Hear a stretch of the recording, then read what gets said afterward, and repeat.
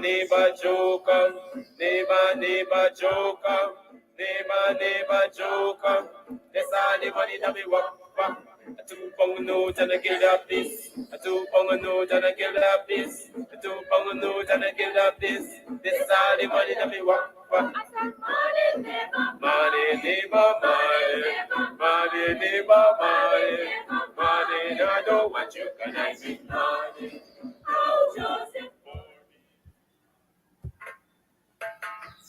Guyana and Guyanese, at home and abroad. Tune in to Guyanese Morning Time, hosted by Kadaki Amsterdam, where the sun always shines. Guyanese Morning Time, the people call it Guyanese Morning Time. Rhythm, Guyanese Morning Time. Intelligence and knowledge run the front line. We go again, Guyanese Morning Time. The people calling Guyanese Morning Time. Rhythm, Guyanese Morning Time. Intelligence and knowledge run the front line. We go again. We rise up early morning watching Comes TV, where wisdom and knowledge, yes, it is the key. Exposing corruption over land and sea, where the wicked politicians they try to trick me. Guyana is a land for everybody. With 6 races should live in harmony. Is one set of people getting oil money. Is one set of people doing the thievery. Guyanese Morning Time. The people calling Guyanese Morning Time. Rhythm, Guyanese Morning Time. Intelligence and knowledge run the front line. We go again, Guyanese Morning Time. The people calling Guyanese Morning Time. Rhythm, Guyanese Morning Time. Intelligence and knowledge run the front line. We go again. This is a program that you all can see. Sharing your views and your integrity. Like it, comment and share it all around. Pass it to your neighbor, safe and sound. A sad situation going on in this town. The voice of the people is getting trampled down. Out of the mouths of babes and sucklings, which has ordained it to sing. I sing Guyanese Morning Time. The people calling Guyanese Morning Time. Rhythm, Guyanese Morning Time. Intelligence and knowledge run the front line. We go again, Guyanese Morning Time. The people calling Guyanese Morning Time. Rhythm, Guyanese Morning Time. Intelligence and knowledge run the front line. We go again, fooling the people. You're promoting evil. Stop lying to the people. You are a part of the cycle. Stop fooling people. You're promoting evil. Stop lying to the people. You are a part of the cycle. I say, Guyanese Morning Time. The people calling Guyanese Morning Time. Rhythm, Guyanese Morning Time. Intelligence and knowledge run the front line. We go again, Guyanese Morning Time. The people calling Guyanese Morning Time. Rhythm, Guyanese Morning Time. Intelligence and knowledge run the front line. We go again, we got Brinkford, Bork and Mark Benchcop. David Hines and Kadaki Amsterdam. Sherrod Duncan, Nigel London. Normal Brown and Gavin Matthews. Big up Pastor, poor people governor. Simona Brooms, Robin Simpson. Hampton Green and Winston Jordan. And yes, we can go right on and on. Guyanese Morning Time. The people calling Guyanese Morning Time. Rhythm, Guyanese Morning Time. Intelligence and knowledge run the front line. We go again, Guyanese Morning Time. The people calling Guyanese Morning Time. Rhythm, Guyanese Morning Time. Intelligence and knowledge run the front line. We go again. The relatives and friends of young Quinlan Bacchus, they deserve justice. The family, the relatives and friends of our in Boston, they deserve justice. The family, the relatives and friends of Peter Headley, they deserve justice. And so when we say that Guyana is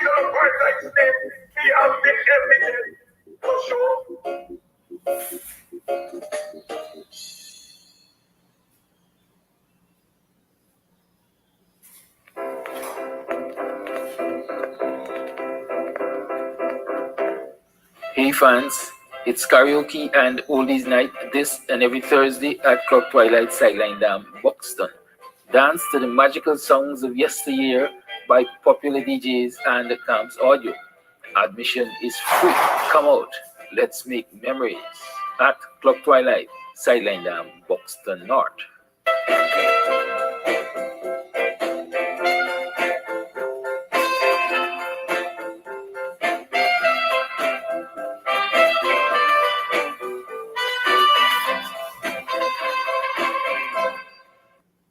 You can get meat anywhere, but for the best cuts of chicken, beef, pork, mutton, and lots more, check out T and W Harris Butcher Shop located in the East Rheinveld Market Meat Section. Call us on 609-7168, 641-4494. Ask for Rastaman. T and W Harris Butcher Shop for the best in fresh cut meats and lots more. Comes out your son. You burn the swine when no wire shine. The tree of life, them no wire, cause them art no kind. Comes, I said them art no kind. Buxton Massive, Kidaki, Redder.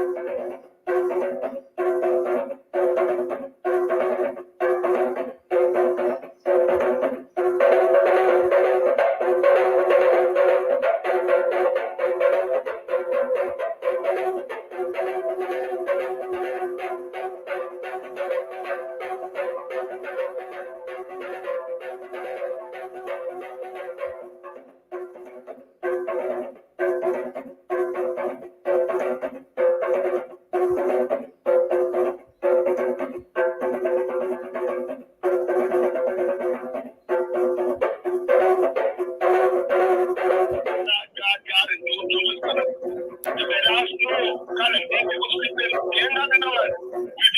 for granted too long. Morning, neighbor, morning.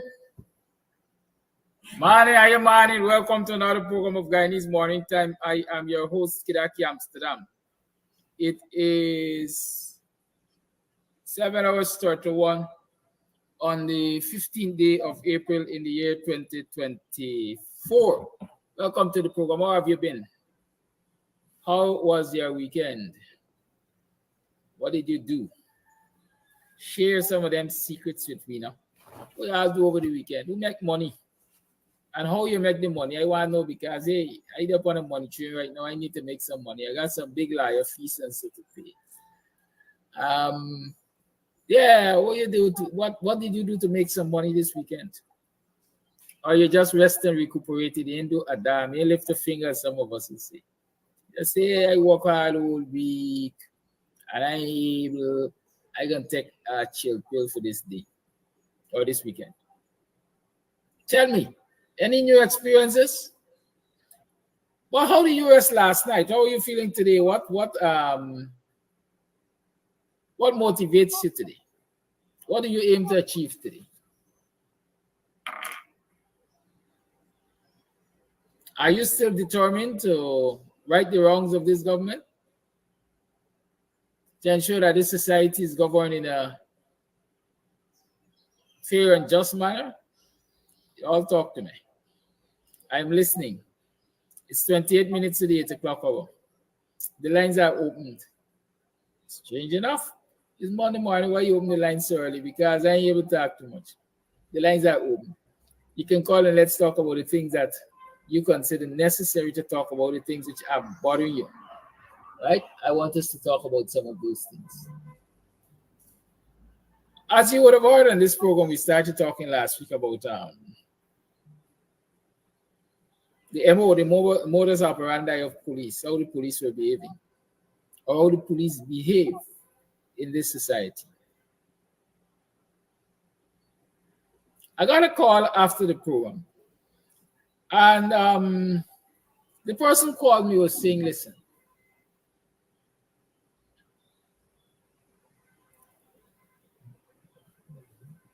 we get a call. Let me see how we're going to deal with it. Call A live. Morning. Morning, neighbor, morning. Morning. You got a nice location for the broadcast. Turn off the lights. Turn off the lights? Yeah, you got a nice location there where you are right now. You got to turn off the lights. You get too many glares. Okay. I'll try to ask management to turn off the light. It's called twilight. Next time, it's a night in the day, just the time, man. Okay. That's it? Yeah. Reflecting too much in the background, man. You have to use that projector screen with a background. Yep. And don't forget to do me a call. All right. Thank you. We'll talk. Welcome. Take care. Good. I saw the lights should be turned off, I'm told. I'll work on that. I'll see about turning off the lights. Anybody else has the same problem with the lights in the background? Yeah, I gotta learn to focus. Anyways, yeah, I'm saying, so this caller called and he said, listen, man, the police might not have the best approach in their duties. But if you know it's a police, obey the instructions. If you know it's a police, obey the instructions. The question that follows is, how do you know it's a police? How do you know it is a police? Come on, everybody know police in the society. Sometimes you pass the police station, you just see them police, you know them. Trivial. That's the recipe for chaos. Right? It is a recipe for chaos. If any and every person can walk up to you with a gun, a weapon, and say, police, hit the ground, police, do this, police, do that, and you're going to obey, what next do you think will happen? There are always scammers in society. And those scammers will take the opportunity to do just that. You know, we have an old joke, if it's an old joke, if it's a joke really, because it was reality, that we would normally talk about Guyana in a previous time. And I haven't heard it happening recently, but who says it's not happening?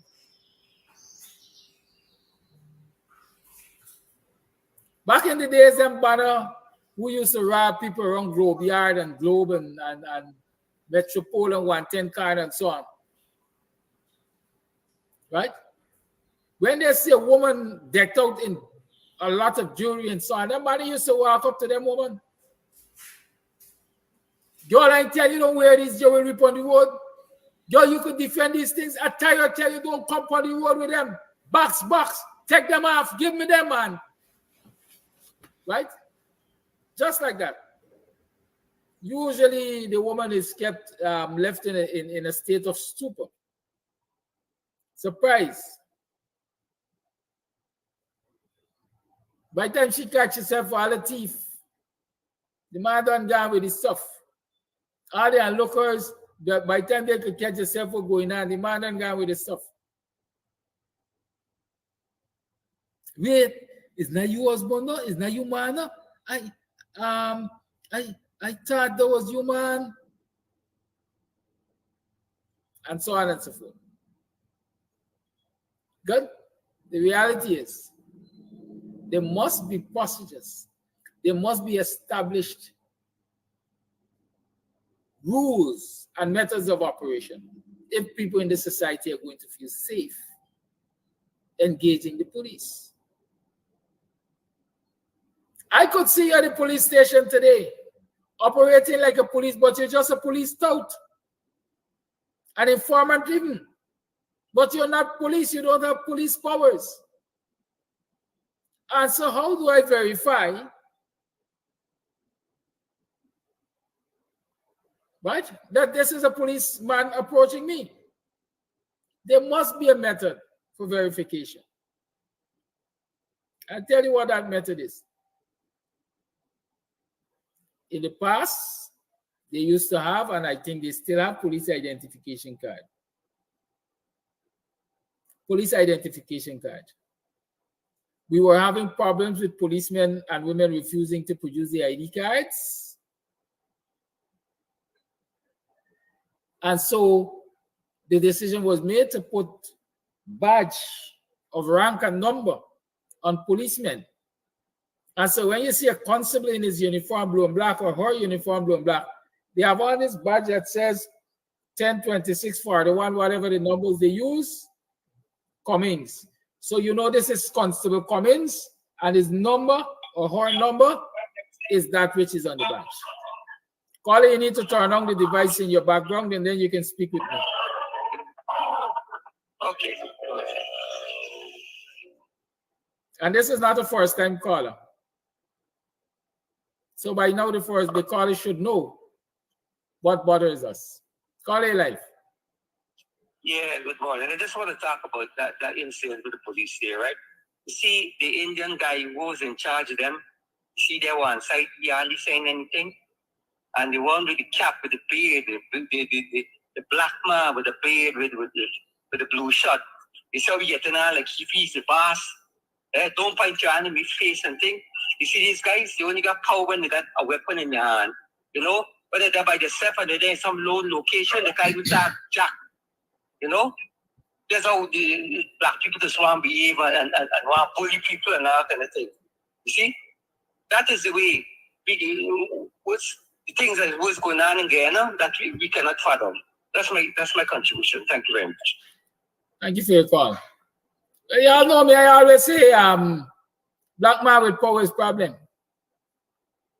Right? That is the belief. I always say to you, I grew up hearing black man with power is problem. Y'all didn't hear that? I heard that. Right? And so a lot of these guys, if you want to say, abuse their authority because they get it back into the state. But we'll talk more about that abuse of authority because you see, they say a fish rots on the head. And so if abuse is coming from the top, what do you expect to happen? Children live what they see. And even as we're adults, all of us got a child in us. Right? So I was talking about how do you identify a policeman. So when you were having this problem previously of policemen calling the line, and women refusing to produce their ID cards to citizens, the decision was made, listen, it's easier. Let's just put badges of them on them. So they got a rank and number. They got a number and they got a name on them. So anybody who has a complaint could say, well, this is the police number and this is the name of the police. But it is not every department of the police that wears that badge. Because the plainclothes or the special branch police, even the senior officers wear those badges as far as I remember. Right? Even them in KK, as we like to say, them KK police and stuff. The officers, superintendents and inspectors and them, they wear those. But special branch doesn't. CID doesn't. Unless it's a uniform rank. So then the need stays, the need remains for those who are CID and special branch and so on to identify themselves to citizens. But guess what? If a special branch rank has to identify his or herself to a citizen, then they become known, right? They become known. Yeah, there's a special branch, and so he named Tom Jones, and so the world can get around that, hey, Tom Jones is a special branch of the police, you know. And that's why the arrogance comes, because they intend to do regular policing work without identifying themselves to quote unquote protect their identities. As far as I know, and I don't know if Pastor is listening this morning, he usually does, or any police who is listening. Is it the duty of special branch to stop and search people, to stop and frisk people? As far as I understand it, special branch for the most part is for intelligence gathering. And so special branch might observe a person doing X, Y, Z, which might be considered criminal. They wire a regular police patrol and say, hey, we got a situation down here. Come and deal with it. That's how you protect your identity. But when the likes of Sarabo and Sunil Prasad and all of them moving around in this white vehicle, unmarked white vehicle, no ID card, no badge number, nothing at all, one has to ask what really is happening in this country. Right? When the head of special branch a few years ago with the Lozignan story had to come out to lead target special squad, if that was the name, to shoot riot police, that was a breach of SOP as far as I understand it. Because then the head of special branch is now recognized as leading a contingent of police against citizens. Call it live. Yes, good morning to you, and to all my black brothers and sisters in Guyana. Happy Monday. Help is on the way, but we must do our best for Mr. Harvey Norton and lead the rest for him. Let me identify myself. I am Flash Garden. Thank you very much for mention to call upon Mr. Paul Slow. Because I'm saying all the time, Mr. Paul Slow qualified to be Minister of Home Affairs, to bring back police to the right place, to make sure they represent what they went to school for and represent Guyana Police Force. You know, I was listening, if Mr. David listening, you proved to me Friday night, Flat Garden, I'm not soft anymore. I'm going to take down my 1970 gloves and put it on back. Because of the program headline. The headline was, it will be a long summer. And I am ready for the long summer. You stand up to drag your words that it will be dark days after after election. Thank you, Mr. David. That is a David, what I know in the 70s. These names, David Hines, Abby, Carbon, and Mr. Hamilton Green. Those were the names was running around. Powerful young politician. My black brother and sister, I do hope you guys getting ready and do hope you guys listen to what Mr. David said. It will be a long summer. Let me interpret my way, not your way, my way. So me gonna get sued. We are ready for the dark days. Don't make mistake and put a nonsense and say PPP win without you give us a clean no voter list and put things in place. We will not be like David Granger. You will take it to the court, but don't make that mistake because we will be ready for you. That is what the MP is supposed to talk about and get ready for the long summer.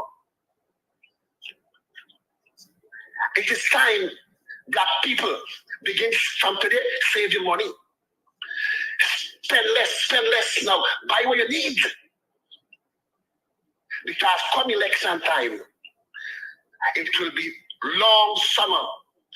You see this nonsense they're bringing in for $150 million for black man for go and spend and all them nonsense that. What would they take that money and give it to the teachers them for teach y'all children? Why y'all gonna support that? Why y'all gonna support that? I never see. Anytime you see Jack Joe, they bring any artist from Bangladesh, India, and Pakistan,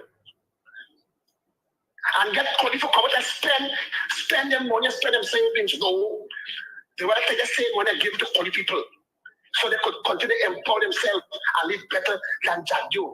All what Jack Joe, the government is doing is make sure poor people live better than black people, and we must reach to the line of further nonsense. They'll never take money and bring no artists there. Why? Because they don't want the cool people to spend their money to see that, and they will not take the money. They want to give it to the cool people. Why they're doing that to black people? And the people has always said, is there any black men in Guyana still living? Is there any army people still living there? It is time for we act together. Don't wait for Mr. Abinat to carry y'all outside there. Y'all all those who go in for that show there, y'all gonna say, oh, Mr. Abinata waiting for you to lead us there. Where did y'all go last year in November and spend $1,000 on Black Friday? Did you guys tell Mr. Abinata to go there? No. We got to be careful.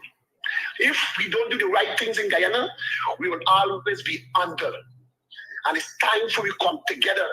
Time for we demonstrate these words. Love, unity, and support. Don't wait for nobody will not help us. Black man in controlling the isle. That's why no country paid us no mind. They're going to pay us mind when we control the mind. And then they're going to tell us what to do. But right now, they're telling the government what to do. None of them never come out yet and said, look, you know what? Let the government have to give a fair election. The government have to rule with democracy. We must not take beat down and stay down. I could remember one thing before I go. Mr. Jordan said this in Parliament. Mr. Winston Jordan. He said, yes, they knock we down, but we said, we get up and fight. And he showed emotion. We have to get up and fight. Don't stay down. Thank you very much for your day. Thank you very for much your for call. your time. Call here, like, good morning.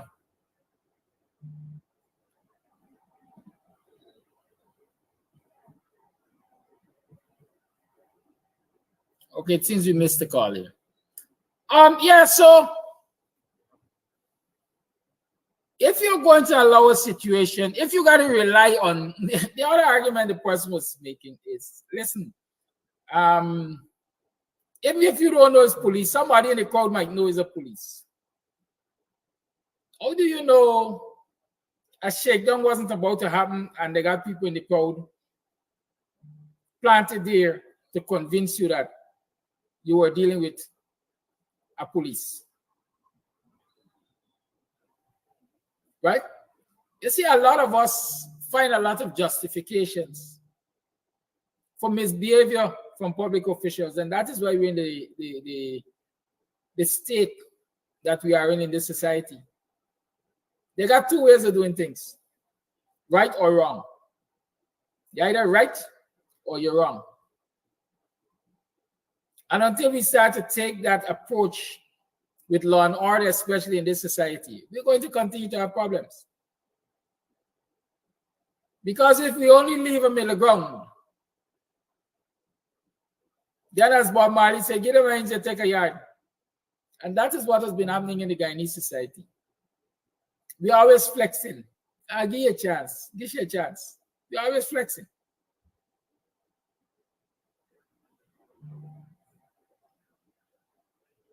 So what really is the role of special branch? That is what I asked before the caller.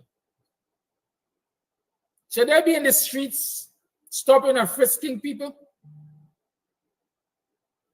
Should they be in the streets performing traffic duties?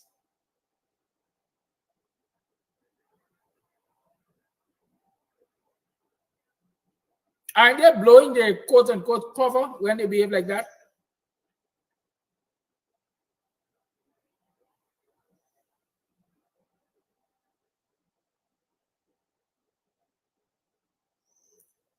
The mention was made there of Sarabo and Sunil Prasad, among others. Those names have become synonymous with fear of police in this society. In the 1990s, 2000s, the names are synonymous with fear of the police in this society were Steve Mirai, Gangster. I can't even remember what Gangster's correct name is. Somebody on the program must know. You had Gangster, you had Steve Mirai, you had Gangster, you had Fraser.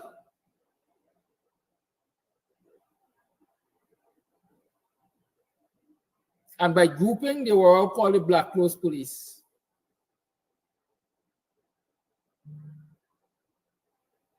And it didn't happen overnight. You started hearing whispers of this abusive policeman, this policeman who kick a woman,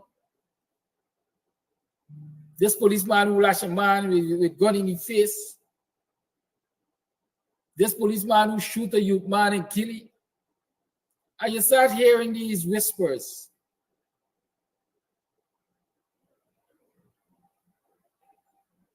And then you are peacefully relaxing on a corner, as on the Buxton line top, for example, and you hear people say, "Black clothes!"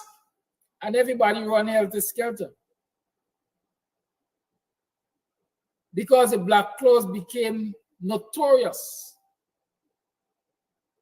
for disrespecting the rights of citizens and abusing citizens by way of their police authority.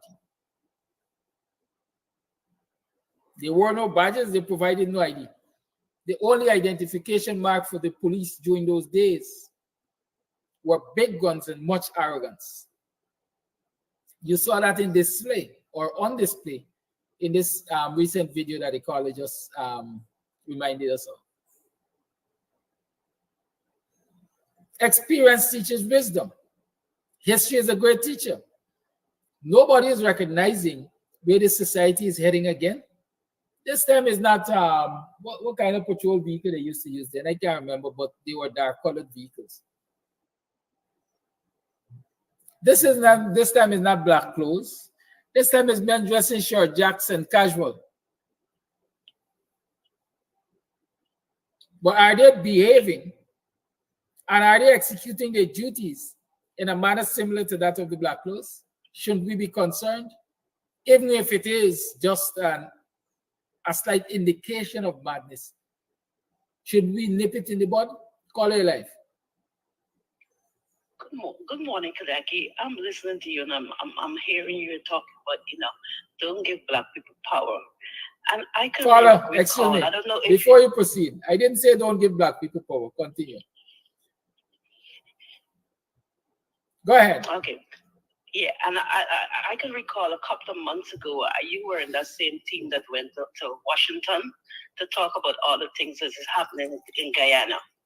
And if I recall well, Brickford Burke was the one who led that team to Washington. And I don't know if you have been recognizing, he's been on Facebook bullying people who is vying for Aubrey Norton, like by putting up their pictures, and he's complaining about the same thing Jack Yu is doing, but he's doing that.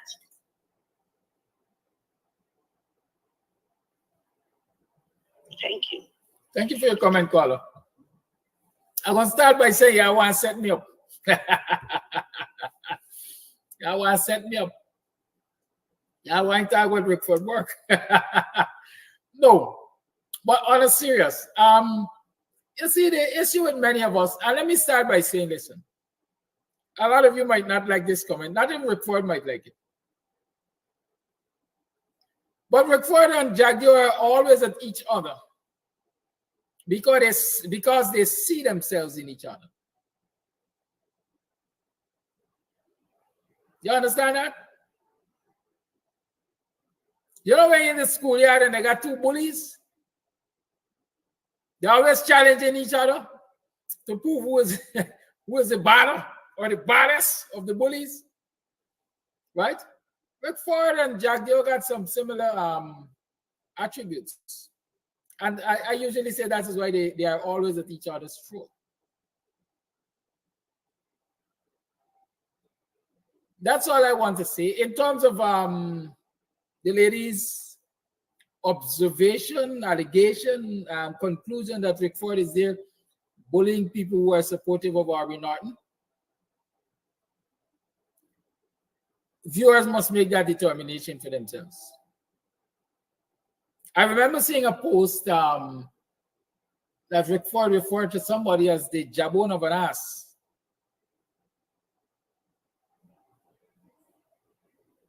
And if I remember, that was in response to that particular person calling out Rickford. So like critics say, if you call my name is war. So I guess they're at war. I'm not going to be caught in that. The other day, somebody called on this program and said Rickford was in a quid pro quo arrangement with Wisdale Ford for Wisdale to file a lawsuit against the government of Guyana and for Rickford to support Wisdale's candidacy. I said at that time that, really and truly, I have no interest in discussing whether or not they got a quid pro quo arrangement. But I can tell you a lot of mischief was set afoot after that. In relation to Rickford and I, people, took the comment and twisted it and sent it to Rickford and all kinds of things. I ain't gonna be caught in that. Y'all be your own judge of what Rickford is doing versus what Jaguar is doing versus what everybody else is doing. The one thing I always maintain on this program is, if you are a bona fide member of the PNC, a card-bearing member of the PNC, you have a right to aspire to lead the PNC. There's some people who are contented serving an organization at its lowest level or its middle level and don't want to be the top leader of that organization. And they're not just ordinary people. There are other people, people with the highest levels of education and all of that, who are contented not to be the top leader of the organization in which they are a member. You can't blame them for that. You also can't blame people who less educated or even uneducated that aspire to be the top leader of those very organizations. It's their right. It is their right. And I'm not going to go about attacking anybody on behalf of anybody who wants to be leader. As it is right now, the candidates for leadership of the PNC, and you know, it's a funny thing, right? The leadership of the PNC is Aubrey Norton and Wisdale Ford. And I'm not going to be fighting for any of them. I'm not going to be disparaging any of them for the benefit of the other. I'm also saying that it doesn't benefit any of them to try to besmirch the character of the other.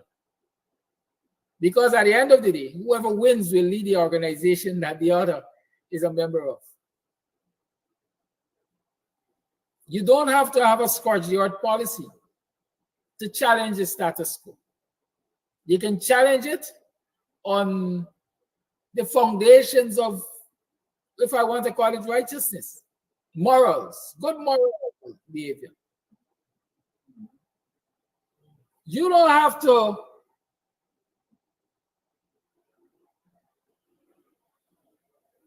show disdain or be disparaging to Aubrey Norton to support Ford, or to Ford to support Aubrey Norton. You simply state your case. I like what Aubrey Norton represents, and I am supporting him, and I'm encouraging you to support him. I like what Ford represents, and I'm supporting him, and I would like you to support him. You don't have to go and say all manner of things about Ford nor Norton, against Ford nor Norton. Just state your case. Why you want to support Aubrey? I think he's a superior leader to Ford. Why you want to support Ford? I think he's a superior leader to Norton. You don't have to get up close and personal. Call it life. Yeah, very blessed. Good morning to you, Mr. Kadaki. And God bless your program and those who are in and out of the diaspora. Bless, good morning to you too. God bless us all. And Guyanese and people in general, don't matter what we do in all things, put God first regardless of what situation we find ourselves. Don't let God out your horizon. Don't let God out your life. We are physical being and spiritual being, and He made it. He's Almighty. However, I want to speak directly to the AP and US, the PNC. Let me say the PNC. This is our thing, and it's very affecting. It affected me a lot. Because after this time, it can be no help for any proper election and any proper vote if they cause themselves to lose this election. The ball is in their court. And if they do stupidness this election here, then they will cause the Guyanese nation to suffer, and there will be serious consequence. May I even follow down the line after that. Because why I'm saying this, I listened to some comment that Mrs. Ali made. I respect that woman quite a while because for years she's with the PNC. And I respect her. My aunt, everybody, Ali and everything. And, you know, there were some of them were members of the PNC with a car when they go on YMCA and this place. And, you know, and everybody always speaking good about her. And so I want her to realize that don't allow a little pain and bitterness to cause you to shed your character in the wrong direction. I listened to something that she was saying the other day about Mr. Harvey Norton. If Mr. Harvey Norton affect you, or he offend you, or you're in Mali, or you're in discipline to you in certain ways, don't let your personality take over the issue of the nation.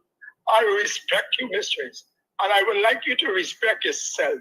Why I'm saying this again, I know that you're now running for the leadership in that farm, and you have a lot of people that is following you within the PNC. Yes, Mr. RBR also have a lot of people, especially down to our people. You have a great support board base, even though some people realize what he's doing and is not coming out in the public. But people understand what he's doing. And even from an assessment, He's raised fit for run this for be president indeed. But however, Mr. Ford, with all of my due respect to him also, he also is qualified. And this party will never win the election if these two people come against one another at time of the personal and private attacks. We don't want no personal and private attack against each other. Y'all desist from the direction. And we don't want the members in the hierarchy to, even if no matter we're supporting, but be careful of personal attack. Mr. Arby Norton, you also use a reference, a remark, again, we talk about the people who want to be, the people, anybody could stand before the PPP scrutiny. The PPP is not God. And this nation, I look at nobody who could stand up on the PPP and find no fault with them. The PPP from top to bottom is share fault, is share wickedness, and share evil. So the least evil among y'all is the best among what's going on with Jack Jordan. So don't worry with that part of Mr. Abinard. Y'all stay upon what is right, stand up, work along with the nation and the citizen.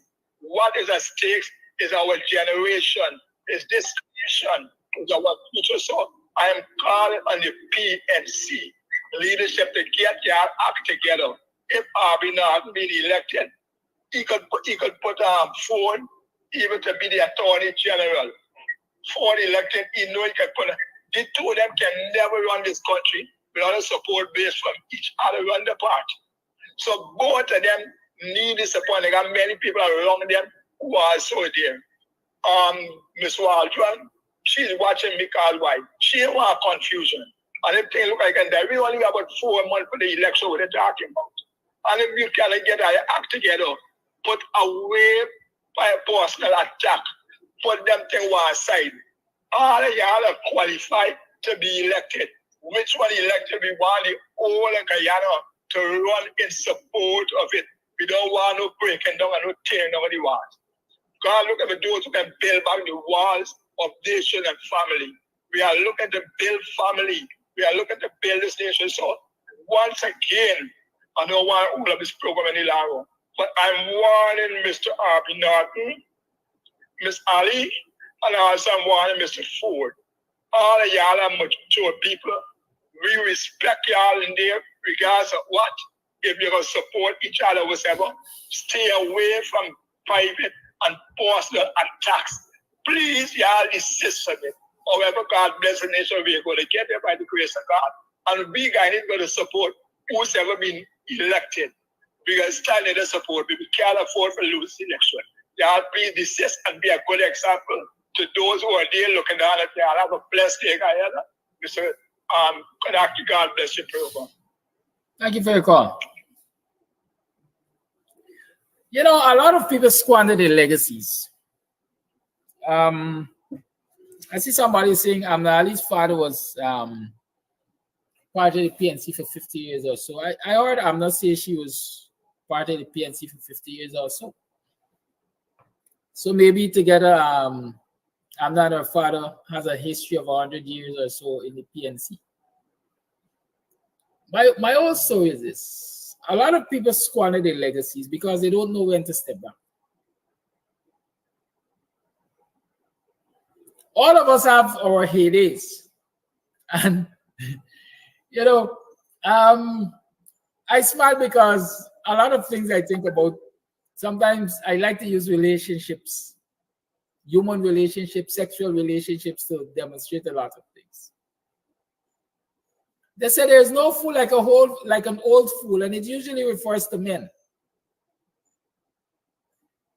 Because when you're in your teens and you're in your early 20s and 30s and 40s and so on, you are a wuzzer or you were a wuzzer, you're bad like sore. We got a song we normally sing at Kwekwe and so on and folks and so on. When I was a young man in my prime, me and them girls standing in line. Now I get old and me juice run cold. All them young girls forsake me soul. Right?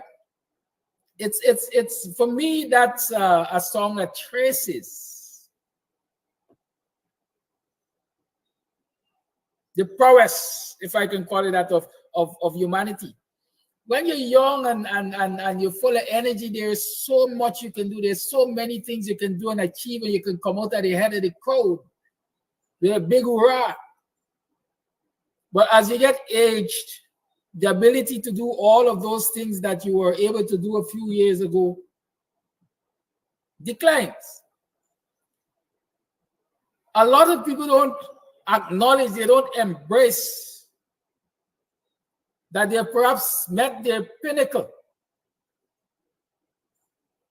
They have achieved the most and they are now in their declining years. Some people say their twilight years. And just step aside, and so you live in your glory days. Mike Tyson was one of the greatest heavyweight boxers in the history of the world. Mention Mike Tyson now, and a lot of people can tell you how he fell from grace. Simply because what? Maybe he didn't know when to stop. I mean, he was quite a young man still when he got stopped. But there are lots of other examples I can use of people who were doing great. And because they were doing great, they tell themselves that it is God's gift to them to continue to hold on until thy kingdom come. And then they end up making a mess of their legacy. We must know when to step back. Otherwise, we squander our legacy. I said, and I'm saying again, I have no problem with the aged. I have no problem with the elders. But part of the problem in this and many societies is that the elders don't know or don't acknowledge when it is time for them to step back. Even in the public service, you reach the age of retirement, 60 or 65, whatever, and people are writing for extension, begging the government for extension. When you beg for that extension,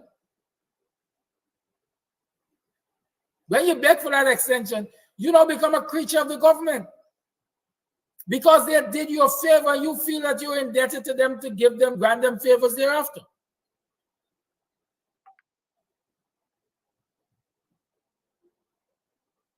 Right? Somebody was telling me about Mike still doing great. I'm talking about Mike strictly from the perspective of boxing. Right? I see Mike is making movies and all of that. But my point is, you must know when to step away. Amnali was General Secretary. I think she did a great job, or the Guyanese Society might say she did a great job marshalling the PNC forces back when she was GS. How old is Amna now? And this is not a personal attack on Amna. I saw a video with Amna speaking into the camera. And it is evident that our energies have waned. In a 3-minute video, I think, if it's that long, I noticed she was basically almost panting for breath at some stages. We must know, our elders must know when it is time to step back. There's that thing which they call the generation gap, and it is a misunderstanding of the generation gap that makes it come across as young people being so disrespectful to elders and so on and so forth. Elders have a role. They must partake in the socialization process of young people. But they also must understand that their time for dominating the scene has passed or is soon to pass. And you have to continue to hog the limelight if you don't prepare anybody to carry on your legacy.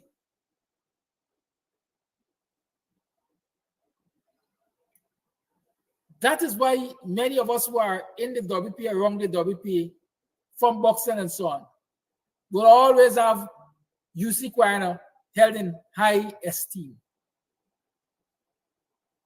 UC had a lot to offer this country when he left the scene.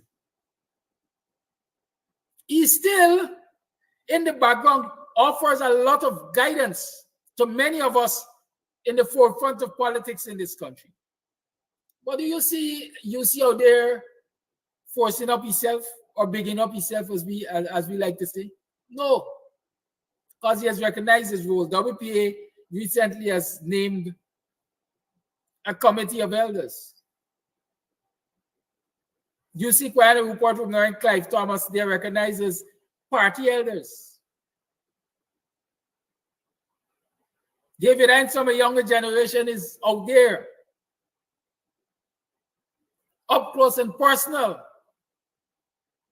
I'm out there. Dion Abrams is out there. Takuma, right?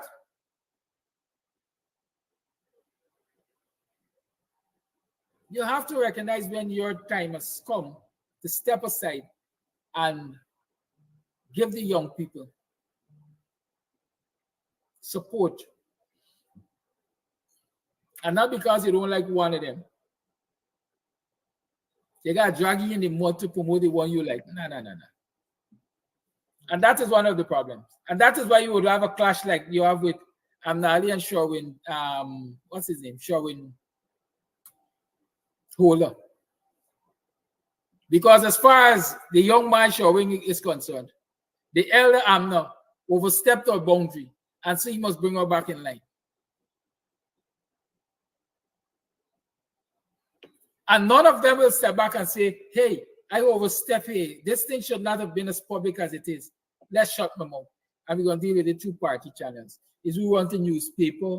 Is who want to, is who label who? Is who besmirching whose character? It can't be healthy for the political party, nor their supporters, and not even the society.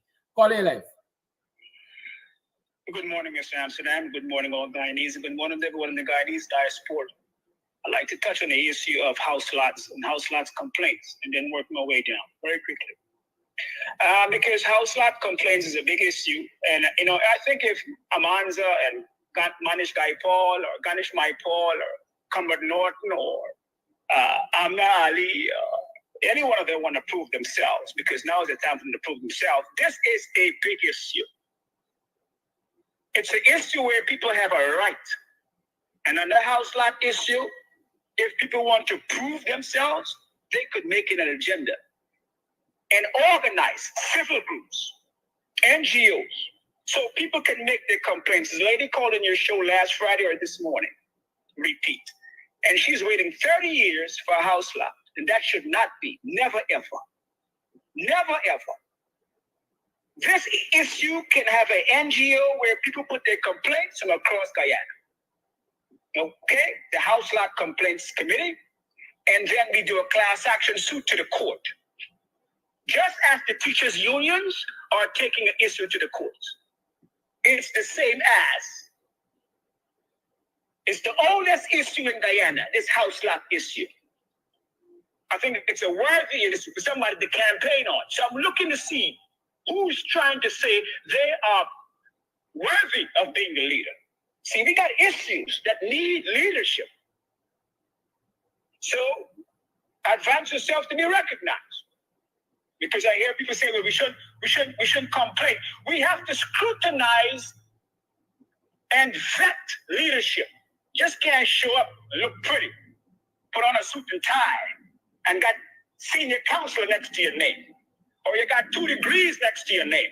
And just because of that, we're going to put you to make you a leader? Has that changed our situation in the past? Has titles and social class and stature changed our wretched condition in Guyana? Has it? It hasn't. If education and qualification was the criteria for victory, we'd have been victorious a long time ago. So clearly, that is not the criteria. And we need to sniff out what the real criteria is. And that's the revolution that we're going through. That's the revolution that we're going through, to make sure that we have what it takes to get rid of these opaque schemes that are going on. People hiding behind democracy, criminals, people faking. So we need to see who is real. So we need to vet them. Okay? Constitutional reform, same problem. When I look at the picture Nigel Hughes put up there, some people for constitutional reform, the Constitutional Reform Committee, all the people in suit and ties, nothing wrong with suit and ties. I don't see nobody from other parts of society there. There is no inclusion there.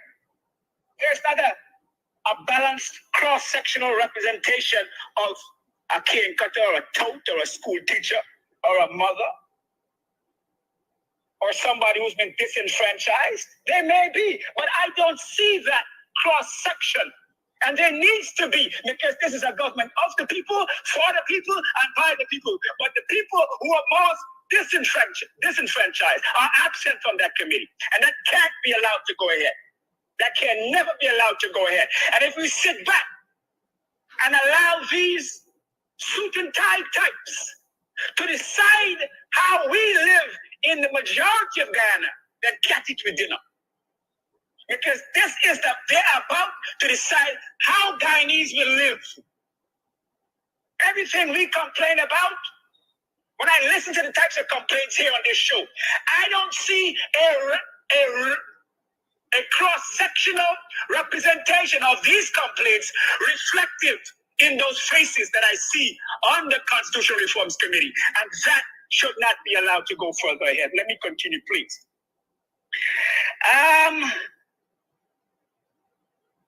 Where's our activism on that? So there needs to be social group, civil society participation. Civil society needs to organize in the NGOs and make our voice heard in that committee. We need to make our voices heard, just as the unions are making their voices heard. Or you will ever be on these types of shows complaining, right? So, lastly, I don't fault Sherwin Holder for saying what he said. Amali was out of place. She was General Secretary. She was General Secretary when, on Election Day, March the 2nd, 2020, when she saw a criminal activity, so she said, she's standing next to the Attorney General, Basil Williams, in Monrepoyer, I think it was, on Election Day, with Nanda Lal. Did she take it to court?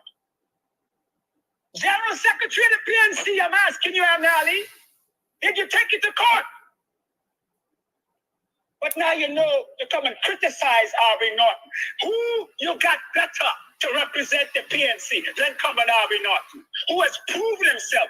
I don't always agree with everything Aubrey Norton does, but who do we have more qualified at the moment? It can't be you. You are just a mouthpiece for Granger.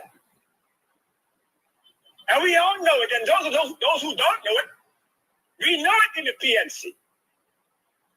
Granger has a vendetta against Comrade Norton. In 2014, when we went to the congressional places of fire, who locked the gate against Comrade Norton? Who fired a gunshot against Comrade Norton? Out of whose camp? Out of Granger's camp. Why was gunshots fired? Who are you going to shoot?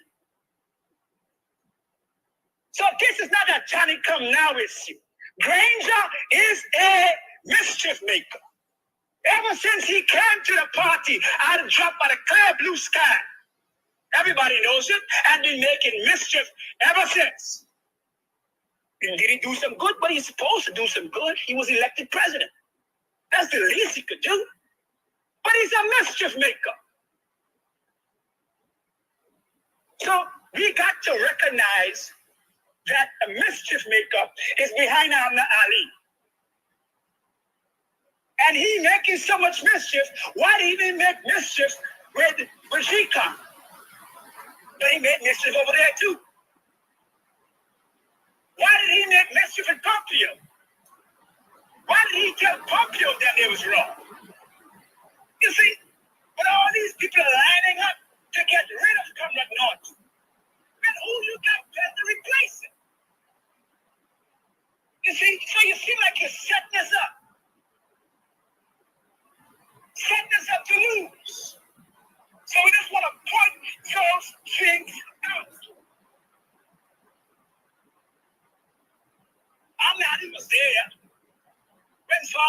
declaring victory. I'm now at least the one and they're in the back telling Granger to concede. Y'all know that? She telling Granger to concede. While Father Lawrence and them up front saying, take the victory. Take your wins. It's in your favor. So if we in the PNC, I'm going to make a decision. We got to make a decision based on the evidence. I said to you, I know myself. Verse 4 is about to prove himself. You tell me how the Lord makes you speak. Anybody that don't know. Since it's good, touch your eyes, cross your teeth, check of your world. You tell me you got late service. On petition 99, is that to put the PPP out of office and you set us up to be disqualified? And you call that senior council representation? And you want to be the leadership of the party? Based upon what? Is it so? He working on what we know. What is that called guts? Now we got representation. These outside people need representation. You can prove yourself there. You can find yourself and prove yourself before August the 2nd or August whatever. But in the meantime, between time, all the support has come from already on for leadership. Once again, thank you. Thank you. I know you're hearing the rain in the background. I hope the rain is not louder than my voice. Coffee has said a lot. I don't endorse it all. Let me say that. That's my disclaimer. A lot of things have been said by Coffee there that I personally have no way of proving. I don't know if Coffee has his ways of proving them. Right? But it's sometimes it is on us to avoid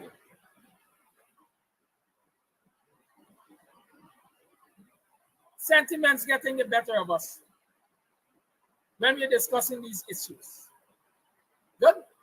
Yes, there have been failings on the part of Granger, there have been failings on the part of AMNA, and there will continue to be failings on everyone's part because what? They're human beings. Good?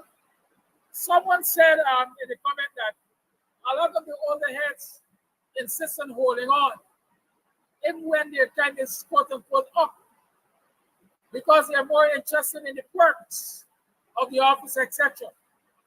I say to you, any leader or former leader who has to hold on beyond his or her time for the perks of office is a failed leader. I maintain that. Why? It simply means that you did not make use of your heydays. You did not make use of your heydays. I always say, when I get to 60 or 65, I don't want to be caught guarding somebody's house because I did not manage whatever little resources I was acquiring or earning when I was yet a younger man.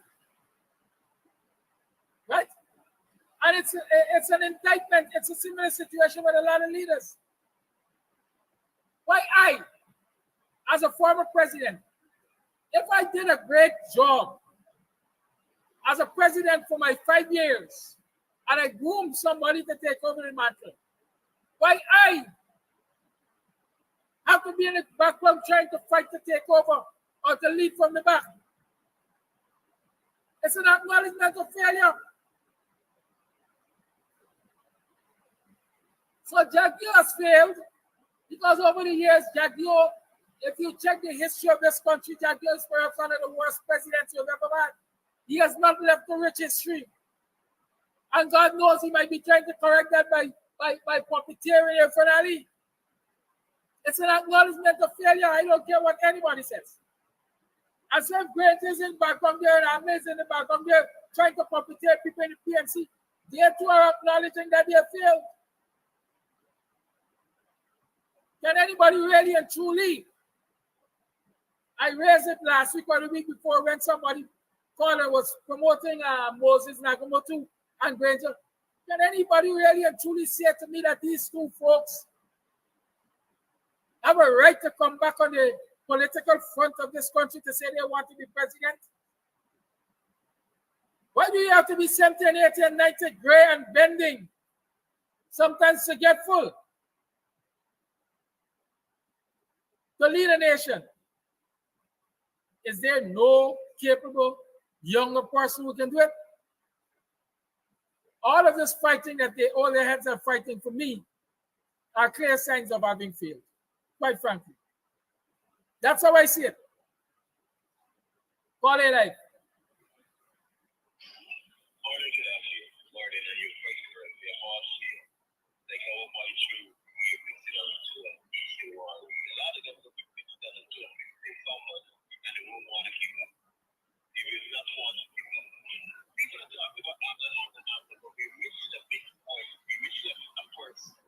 And whenever you gotta be careful when people are saying things to you and blaming you, you're projecting. And that's why it's rational right. That's why it's rational right. Plug in this race thing heavily into this race here between our players and you play this race that's a projection. And that tells a lot of the win and the way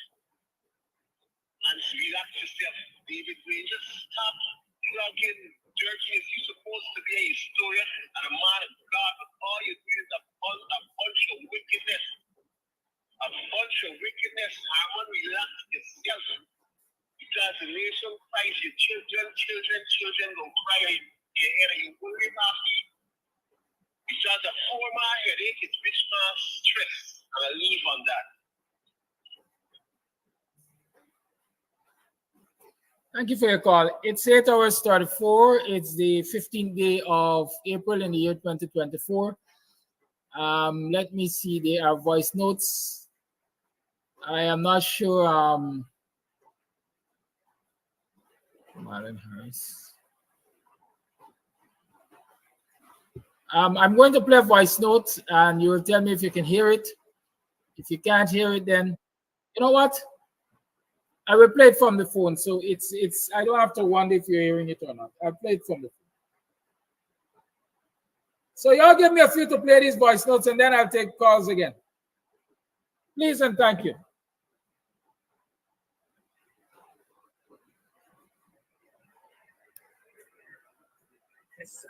Good morning. At this point, let me just say this. We African Guyanese and Afro Guyanese, let me say this. We're in such a bad place at this point in time. I sometimes wonder if we are serious when it comes. I simply cannot get it at this point in time that our people would be fighting each other just for power, just to lead the party. This could have been done way back. Okay? Waiting for a time when we're close to the next election to rise up with this madness and still doesn't have the fight to take to the PPP that is actually killing us by the day. Does this make any sense? I'm trying to make some sense out of it. And not only that they are running for this leadership, they're trying to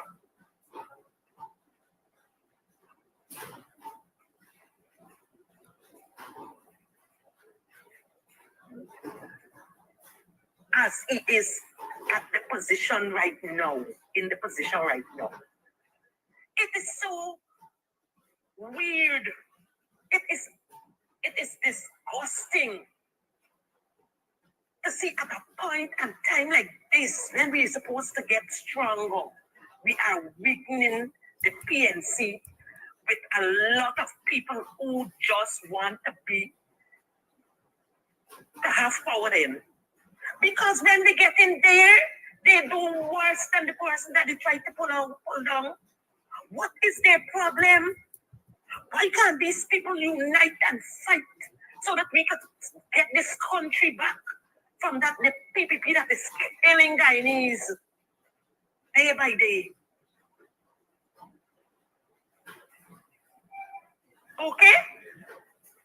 It would tear anybody apart when they sit to see how we people are behaving, how our people are behaving.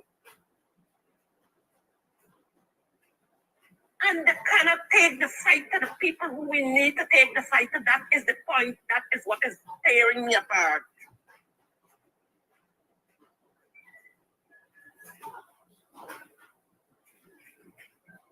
I do hope when they make their decision, they could stand by it, because we love to make decisions, but how many of us stand by it?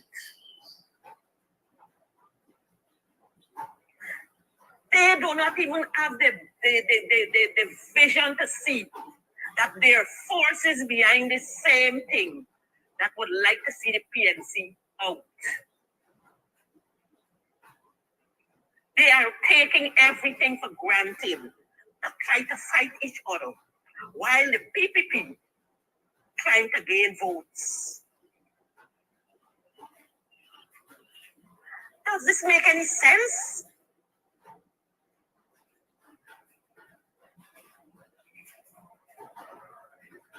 I really hope and pray that these people could get some kind of sense in the thick skull and stop fighting for power and just fight for the people that voted for them. Thank you. Thank you for that voice note. Some people are being challenged in terms of hearing the voice notes, but they are as loud as they can be right now. If you notice, I'm broadcasting from a new area.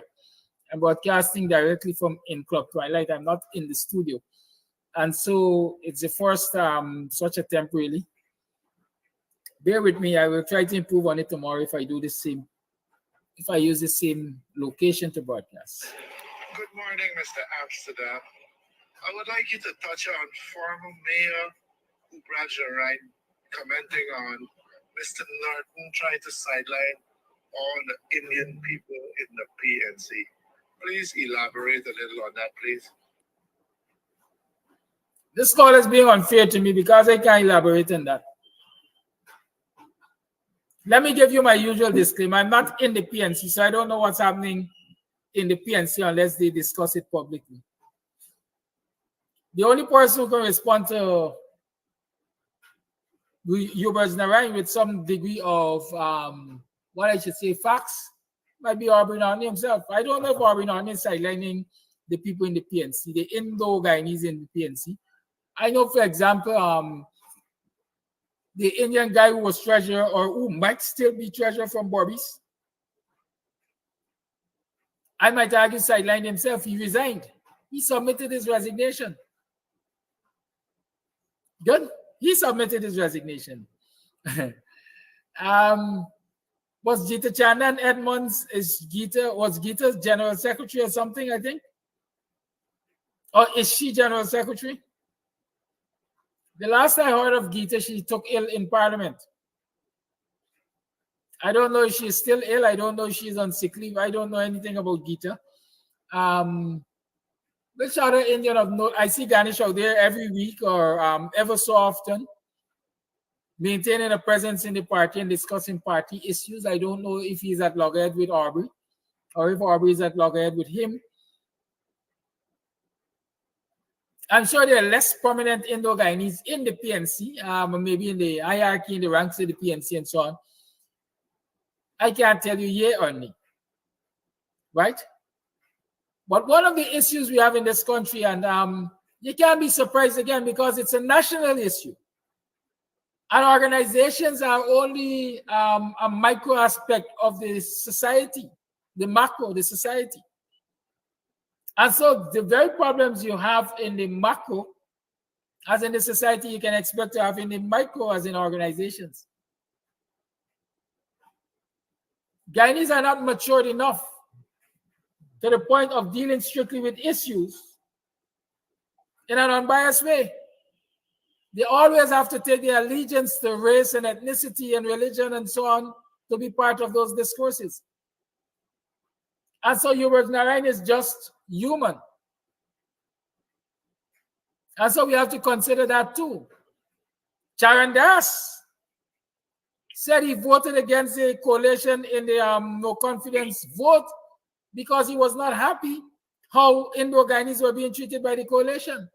But he was a member of the coalition. But what triumphed is allegiance to ethnicity. So these are things that we have to always keep in the forefront of our minds when we're assessing statements and behavior and everything. Call it life. Morning, Body Cadets. My simple contribution this morning. First, I'm a PNC delegate, hoping for the early Congress. Morning, neighbor, morning. Morning, neighbor, morning. Neighbor, morning, are you morning? Welcome to another program of Guyanese Morning Time. It is now 7 hours 34 on the 16th day of April in the year 2024. I am your host, Kidaki Amsterdam. Welcome to another program. How have you been? How was your yesterday? What happened yesterday? In this dear land of Guyana, what happened yesterday that you consider of significance?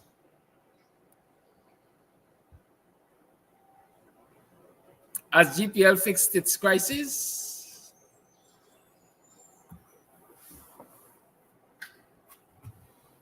Did you get a promotion?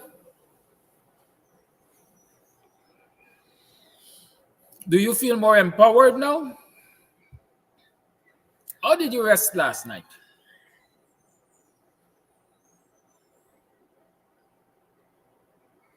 Are you energized this morning? Do you believe that you are ready to carry the fight and carry the struggle?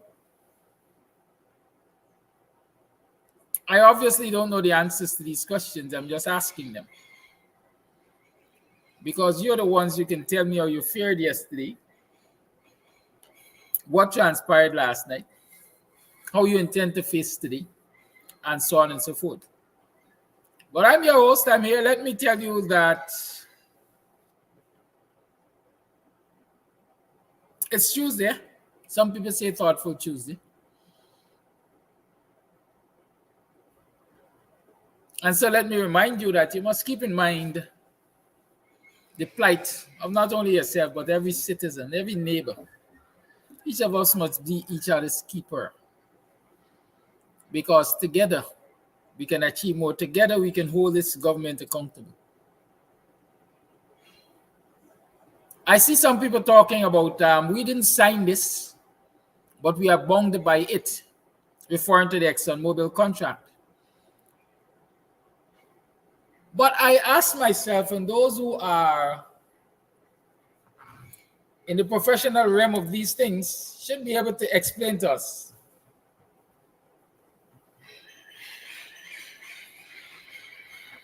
What is the agreement, or what are the agreements between ExxonMobil and Guyana, the government and people of Guyana, in relation to oil production? And most importantly, profit sharing. Right? We understand it's a partnership where ExxonMobil will fund the capital, which they will deduct from sales, and then they will share. Some people say 50-50, the remainder. Good. Addition to that, they're supposed to pay the government and people of Guyana 2% royalty. Good. You see, when the coalition reps in Raphael Trotman and whoever else went to negotiate or sign that production agreement with Exxon, my understanding is that royalty was at 1%. They didn't say we didn't sign this, but we are bound by it. They renegotiated and got it up to 2%.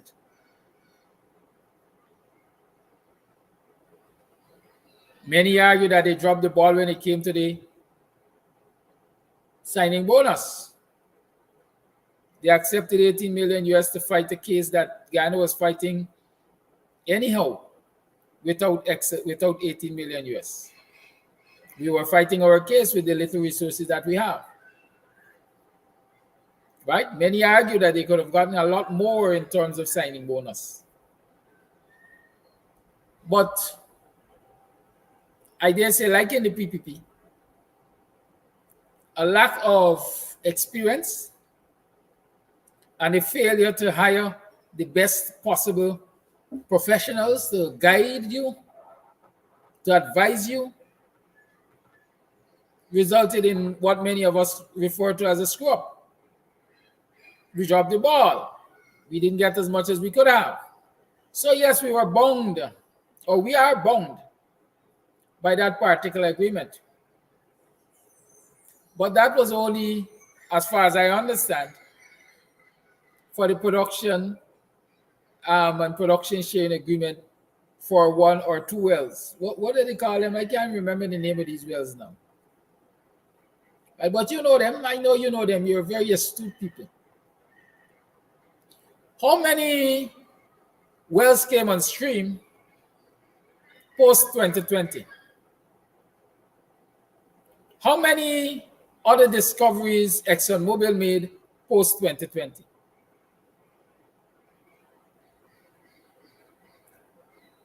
Aren't those subject to new agreements? Could the government of Guyana demand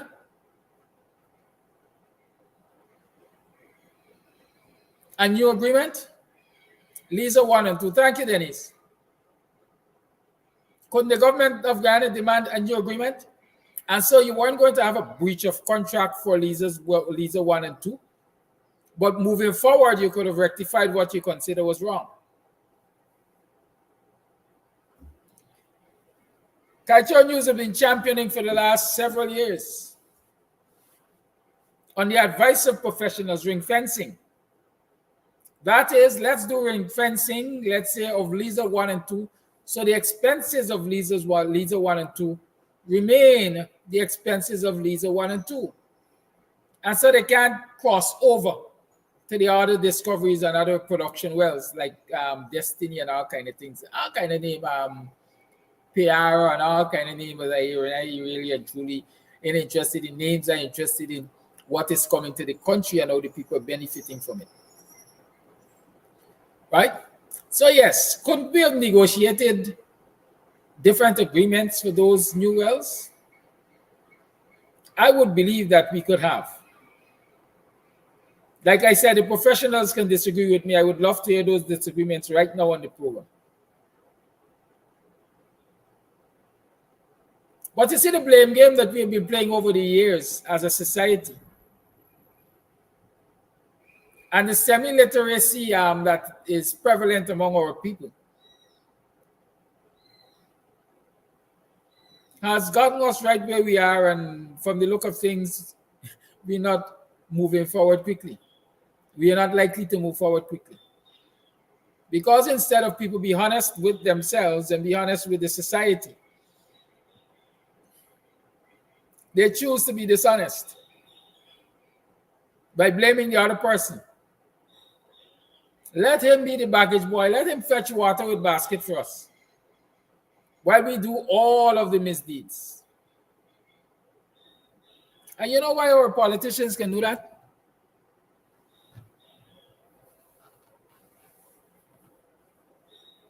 Because they're not held accountable. In the history of this country, and how old are we as a country, say from independence to now? 66 to now?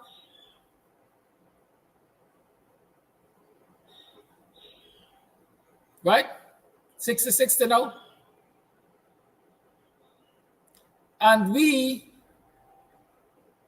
have never seen,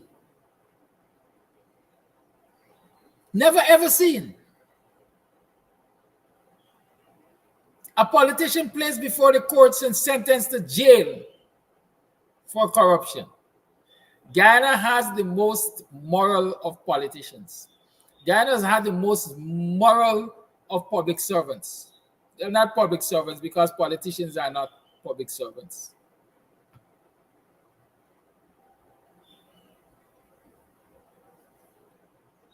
Right? How is it in other countries? Over time, we've seen their political representatives, their members of government, being arrested and placed before the courts for graft. That's what it's called, graft. Corruption, insider trading, nepotism, kickbacks and drawbacks. All over we have seen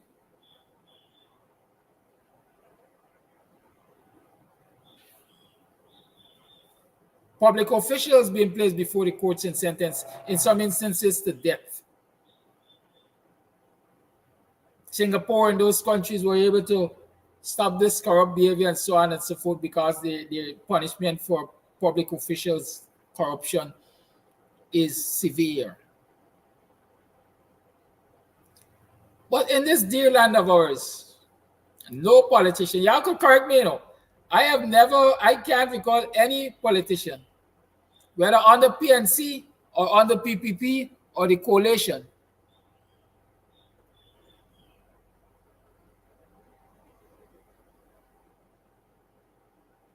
thrown before the court and sentenced, tried and sentenced. All we do in this society, or all I've seen done in this society, is what I want to call political banter. Members of the PPP accuse members of the PNC of being kleptocrats and thieves and corrupted politicians, and vice versa. Members of the PNC accuse the members of the PPP as being kleptocrats and corrupted officials. Regardless of how much evidence is out there, nobody gets drawn before the courts, charged, and ultimately sentenced. Robin Robbins is telling us that Trump is before the courts today. The great America that we like to talk about, the great democracy and so on, the most powerful men, the most powerful presidents in the world and so on, they can be thrown before the courts before, during, and after their presidency.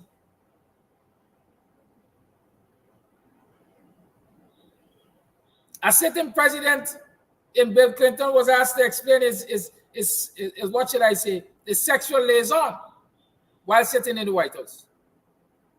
I think eventually that caused him to leave the White House.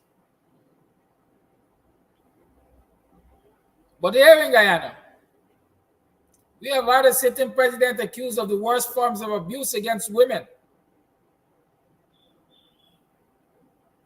Not even the women in his party criticized him. Not even the women in his party criticized him. Not to mention the several other members of the PPP who were accused time and time again of abuse to women. Whether they're women or citizens. Y'all remember Slap and Strip Berry?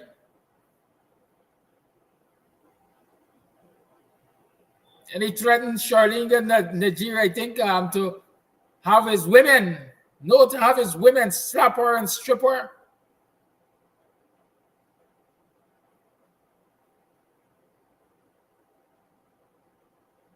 And nothing, really nothing, came out of those things. Nothing came out of those things.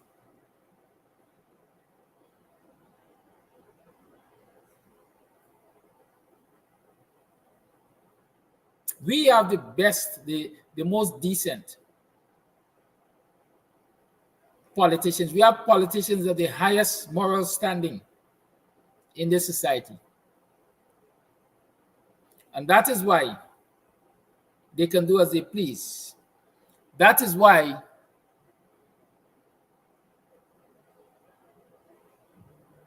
they can make underarm deals, on the table deals, to the detriment of the nation and its people.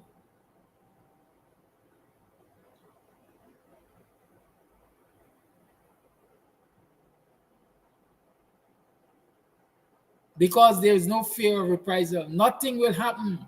They're going to talk for a day and that is it. So you have people in the PPP claiming that we didn't sign this deal, but we're stuck with it. Having campaigned on a promise to renegotiate the deal, they tell you now, we didn't sign it, we're stuck with it. But the coalition government signed a deal that said that ExxonMobil will not have to stand 100% or provide a guarantee that it will stand 100% of cleanup costs should there be an oil spill in Guyana. That can be placed at the foot of the coalition government. That's an undertaking given to Exxon, or a leeway given to Exxon by the PPP government. I went to citizens challenge it in court, and the court ruled on behalf of the citizens, in favor of the citizens, in favor of the people of Guyana, that Exxon has to provide that guarantee. What happened? Our sitting politicians, members of the government, joined with ExxonMobil and went to court to challenge that ruling. And while Guyanese were sleeping, while Guyanese are sitting back, relaxed, and some are enjoying boat cruises, and some are preparing for Burna Boy, and some are having good bacchanal, and stinking dirty pago and so on, the government of Guyana quietly, like a thief in the night, the thief that many of them are, went to the CCJ to challenge the ruling.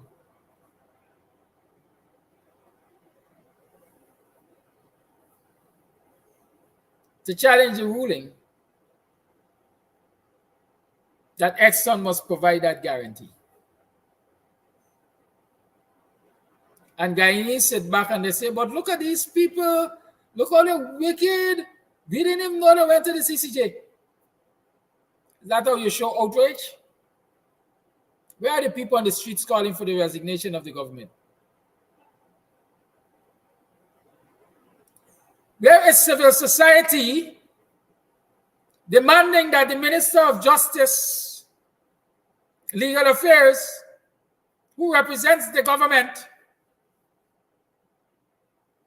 and perhaps is a party to this CCJ action, or who certainly defends the CCJ action, resign? Where's civil society calling for to see the back of this man?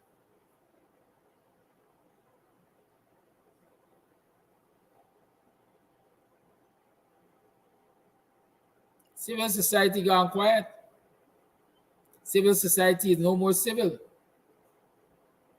They are no longer guardians of society in this guardians of democracy in this society.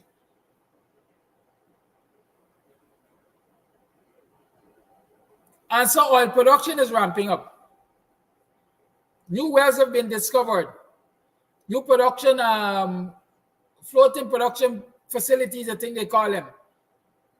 Drill ships are coming into the territory. But Guyana is stuck with an agreement that doesn't give it maximum earning. There's no ring fencing. So the loss or gains of one well could be spread across several wells.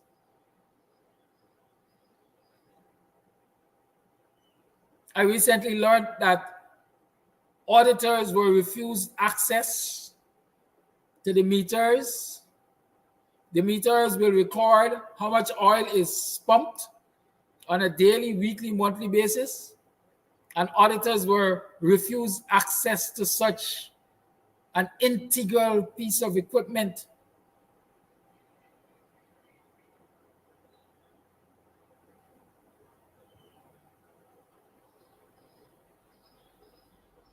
But we are here sitting and accepting all that is taking place in this oil industry. And the only excuse we're getting is, we didn't sign it, we are stuck with it. Did the coalition government sign that auditors will not be allowed free access to all of the information and data that they need to decide whether or not Exxon is being fair with us or we're being shafted?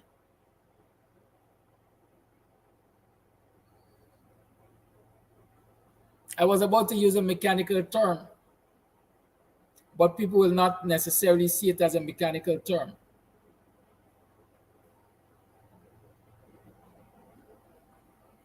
Shafted is a good replacement.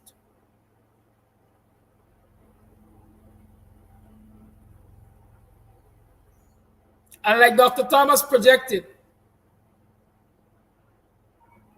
oil production is going to go to levels that we never anticipated, or some people never anticipated.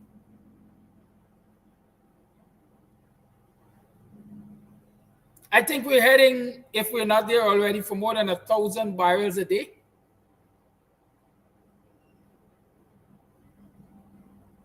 More than 1,000 barrels a day. But the citizens are still living in poverty. Cost of living still outruns wages and salaries. Public infrastructure, $1 million. Thank you, Joe. Public infrastructure is still done haphazardly, of poor quality. Imagine a taxi driver. Let me rock back. Thanks to Club Twilight for this comfort. Imagine a taxi driver was recently given a road to construct. It's obliquely opposite where I am right now, just over in Annandale.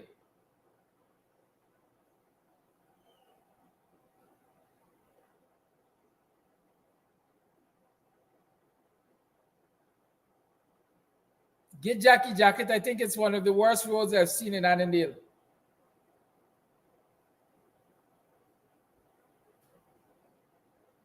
You know, they say Indo-Guyanese don't really criticize one another and they just band together. Go over there and hear them people in Annandale talk about the quality of that street. taxpayers' money. A newly built street that maybe has more waves than the Atlantic Ocean.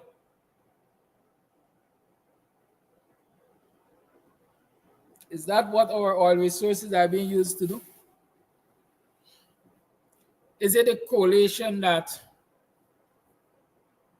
causes the Public Procurement Commission not to function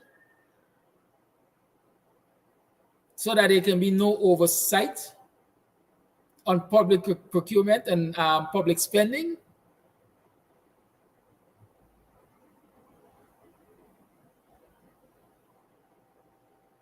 We didn't sign it,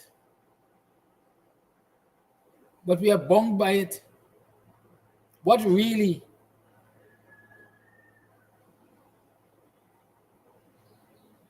is the Guyana government bound by?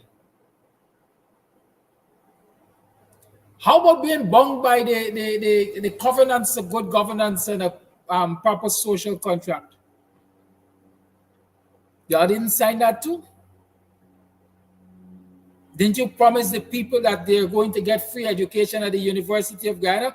Or did you promise? I think sometimes we mix up our language. Did the PPP campaign on free education at the University of Guyana, or they campaign on free university education?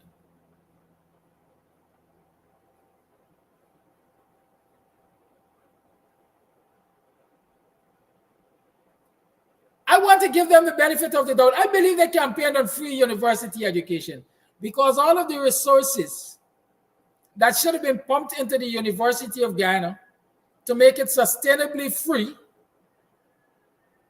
are being channeled to offshore universities, universities in India, for the greater part, universities that are not in these parts of the world. And people are told, register for the gold program free. Do any master's, do any first degree, do whatever you want on the gold program, free to you. But a high, overpriced cost to the Guyanese people. And what do we have to show for it? For the greater part, nothing. Why do we have nothing to show for it? Because the language barrier between the lecturers, the instructors at these Indian universities and these Guyanese citizens who could barely talk English in the first place.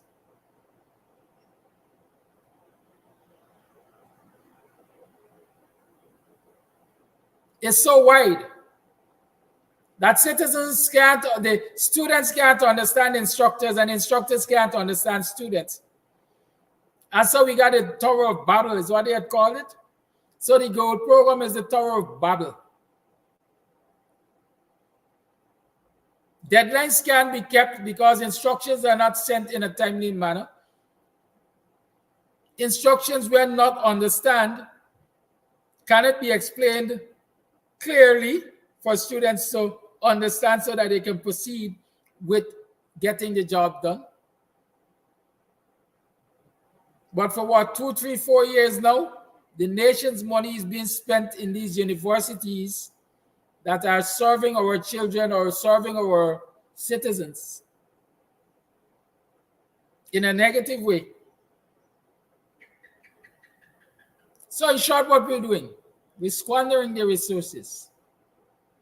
We're told that, hey, we can't give Guyanese $5,000 US, $80,000 a month for a year. Household, $80,000 for a household per month. And let's talk about that since I mentioned it. The average Guyanese household is 4 persons. $80,000 per household per month is $20,000 per person per month. The naysayers argue that if you give people $20,000 a month, they wouldn't want to work. I had a visitor recently who told me that she went, I think, to Massey's supermarket, or she went shopping. Let's say she came home and she went shopping. And at the end of her shopping, what we might call a shopping spree, She had spent, I think, $180, and she had 2 black bags that she, as a woman, carried comfortably.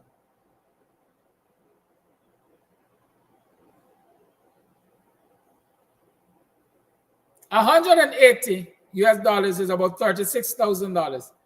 She was able to carry her stuff in 2 black bags.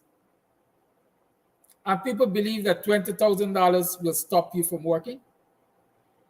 $80,000 a month to a Guyanese household might barely suffice to pay their rent. If that pays their rent, where are they getting food from? And the other necessities. It's called food, clothing, and shelter. Right? If the $80,000 pay for the shelter, where food and clothing coming from? Where are the utility bills coming from? So when the gutter dwellers come to tell us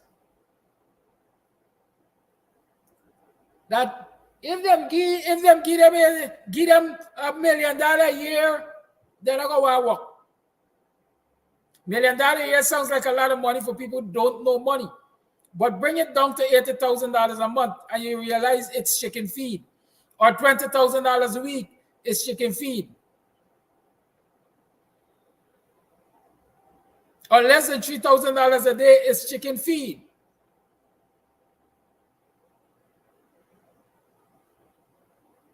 But they tell us we can't give a household, I think Guyana got about 2,200 households or something. Winston Jordan, you might get a number if you're watching, let know. How many households do we have in this country really?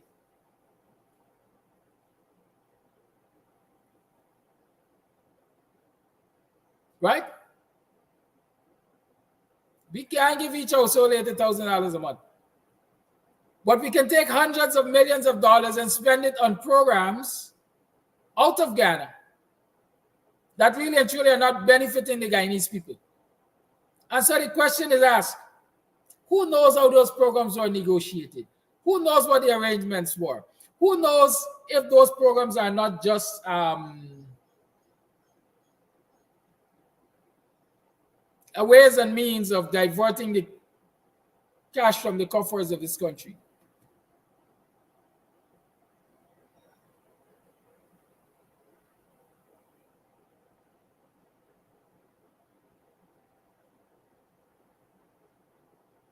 To Mother India.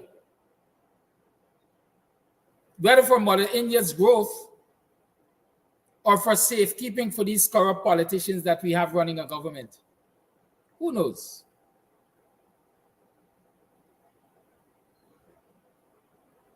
Who knows? How do you know $24 million to 2 aircraft coming out of India is the true and accurate cost to the guy? Well, it is the cost to the Guyanese people. Well, how do you know that that is the true and accurate acquisition cost for those 2 aircrafts? 2 aircrafts that I understand are almost obsolete.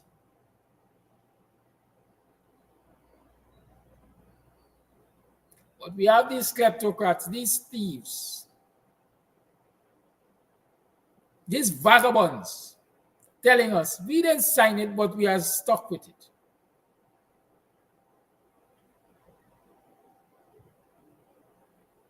Guyanese didn't elect them.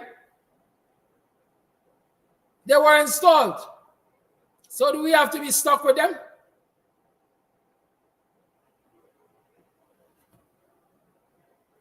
Do we have to be stuck with them?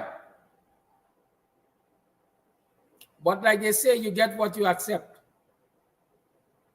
And so we have a government that is bleeding us dry, sucking us dry, starving us to death, making many, many, many more of us the working poor. And we are doing nothing to right the wrongs of this government.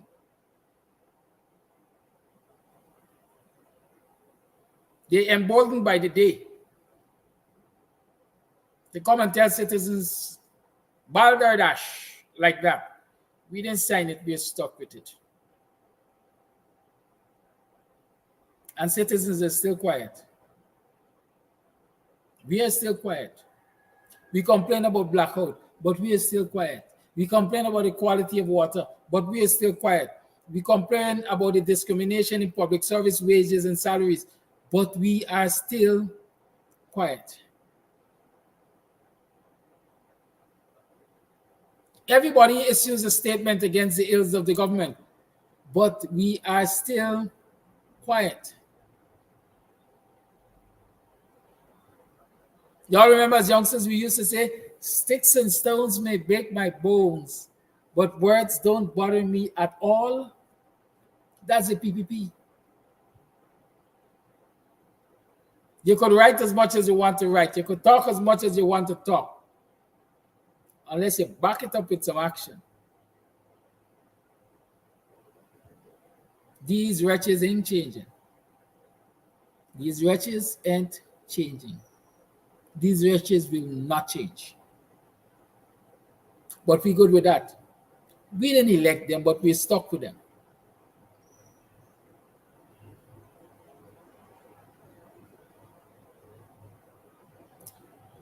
The world over, young people carry the swing. Young people carry the swing for good, bad, or ugly. Young people carry the swing. How have we socialized our youths? It was seen that we have socialized our youths in such a way that they don't know how to carry the swing. The world over, rebellion against excesses of government and poor governance and thievery in government and so on starts on our campuses. We got what? How many campuses we got? We got one main university with two campuses, Tain campus and Turkine campus. When last has there been a student protest in this country? One would believe that the more educated and enlightened people can be found on the campus of our university. These young people do not recognize what is wrong in this society, or they have been socialized to think that, hey, take care of yourself. Don't worry with what is wrong in this society. Save yourself.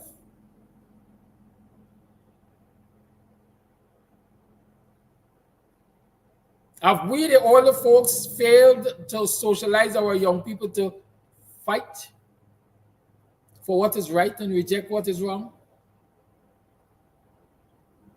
The other day, I had a chat with a young man right there at Club Twilight. He came visiting with his aunt, I think. I was saying to him, you know, young people are responsible for what is happening, you know, and changing the status quo. And in talking, I say, you know, you might not recognize it, but ask yourself, if you're living in a fair society, if the government is doing justice by you, when you look across at your Indian counterpart, same age, same education, but he is driving a Lexus and you can't buy a bicycle. Ask yourself, what accounts to that disparity? And he looked at me and he said, yeah, you know, it's real thing you're talking, you know, because the other day we're walking, I see them bringing a young Indian banner, and right away them promote the man up to something.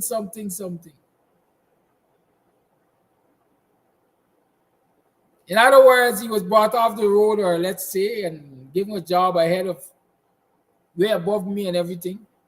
We got the same kind of education. We got same age.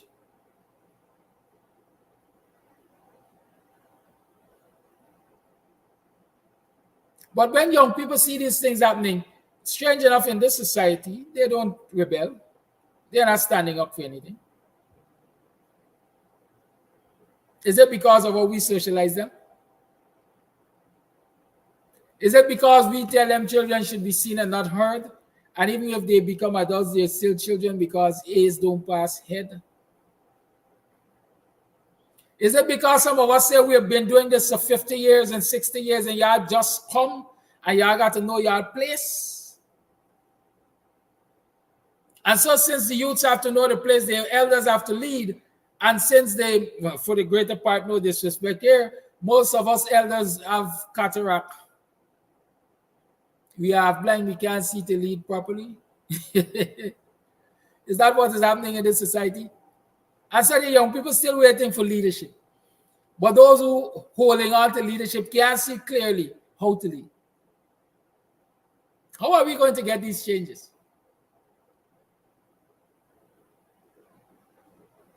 There's another election cycle coming. It's a year away or months away.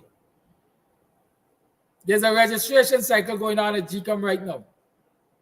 Let's start by encouraging our young people. Go and get registered. Go and get registered. It's the first step to participating in this democracy. Democracy, democracy, wherever, it's your first step. Get registered. Get your name on the list. So when you go there to fight for a clean voters list, you have a right to fight for a clean voters list because your name is also on the list.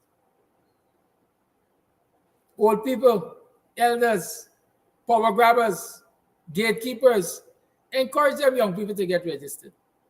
Encourage them to check the list from now and ensure that their names are there. Ensure they go to GCOM and get any corrections needed done in this cycle. And you yourselves, get it done. Get it done. Start making preparations within your family, among family members. How are we going to approach this new election coming? How are we going to approach this new election cycle? How can we help the opposition to get this kleptocratic government, this thieving cabal, this cartel out of the seats of power? How can we assist to get them out? What do we want in exchange? Every household should be having that discussion. How can we help to get them out?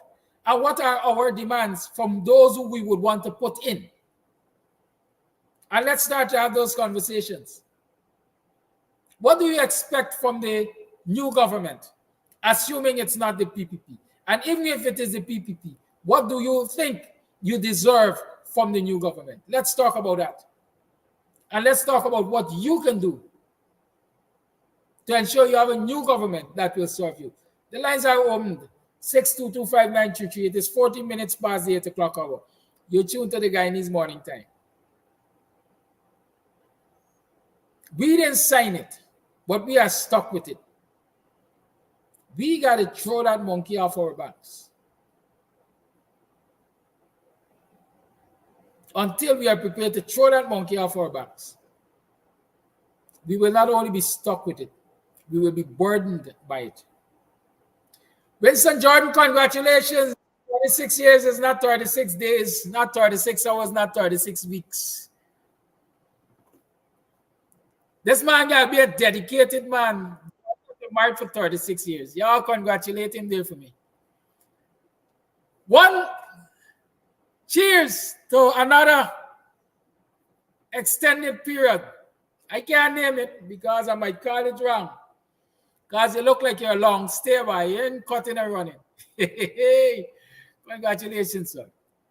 Congratulations. The lines are open. 6225933 is the number to call. Let me see if there is any voice note. Sometimes we got to start from a different angle.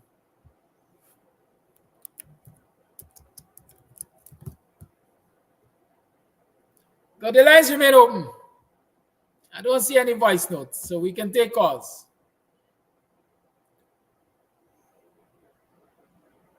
Let me tell you that, there are lots of things I wouldn't say.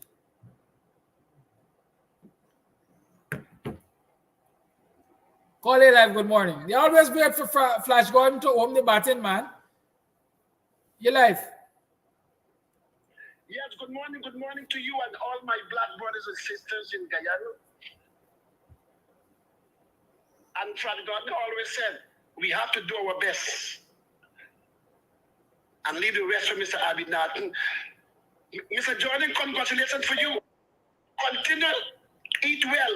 Don't eat good, eat well, because we need your brains. Why Flash Garden need your brains? Because of what you did when you was finance minister. you bring out a program to give all young people a package to start business. I can remember that. Congratulations for that. So keep on holding on. You will be the next finance minister. A well done job. Move on, Flat Garden.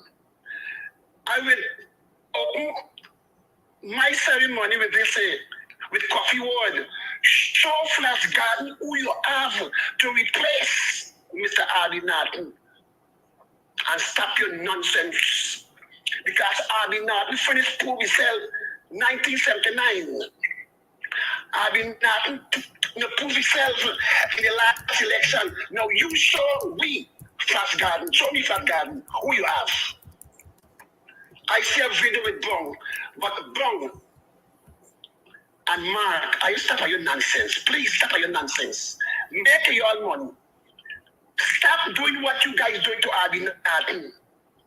Remember the word of God. Peter put up the sword. You live by the sword. You will perish by the sword. I you stop doing one thing to Arby Norton. Y'all a drive got to walk away. Y'all a cat could come and backside you and put you in hospital bed for maybe years. Stop your nonsense.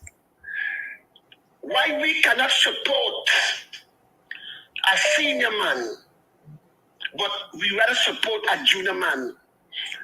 This is how Flat Garden see it. This is nonsense. When Ramtatan and Mr. Nagamutu, they leave the PPP party because they did not receive what they were supposed to receive as a senior. But because it was given to a junior, them leave. But the point of it, when them leave, they did not join PPP, PNC, or WPA. They found an own party, and who they pull away? Black people from PNC and black people from WPA. I must see 5 or 6 from PPP supporters them. That's all. But who make up the coalition is who represent them and said it is wrong what PPP did you two guys. But today, the same black people that are in PNC, they don't want to do the same for one of our own, Mr. Arby Norton, as a senior. They rather give it to a junior. Does that make sense, black people? And you're talking about the Coli man? Listen what the Coli boy said. Me love to repeat myself because I can't stand banging by down doors. Black man, I just took it and notice. If Jack, you don't give me the key or they go ahead, I will kill out all black man. He stopped there. If I get the will, I will kill out all black men because I was stupid. Though I'm gonna get education like I do, but I will control the oil money. And I will get the oil money more than I do. We got to understand words coming out from this Coli people mouth. We got to receive what God give us, what God bless us with. God don't give 2 leaders one time. He give one leader. But just make sure a next one is there to take over. If that leader died or cannot function anymore. But God don't present 2 leaders one time. God did not give us Arby Norton and that boy together. No, my black brother and sister. Flat God, you know the word of God. You study the word of God. So you know it well. What Ali said yesterday, but Brown, she asking for the vote for Rutherford because he will bring back the PNC party together.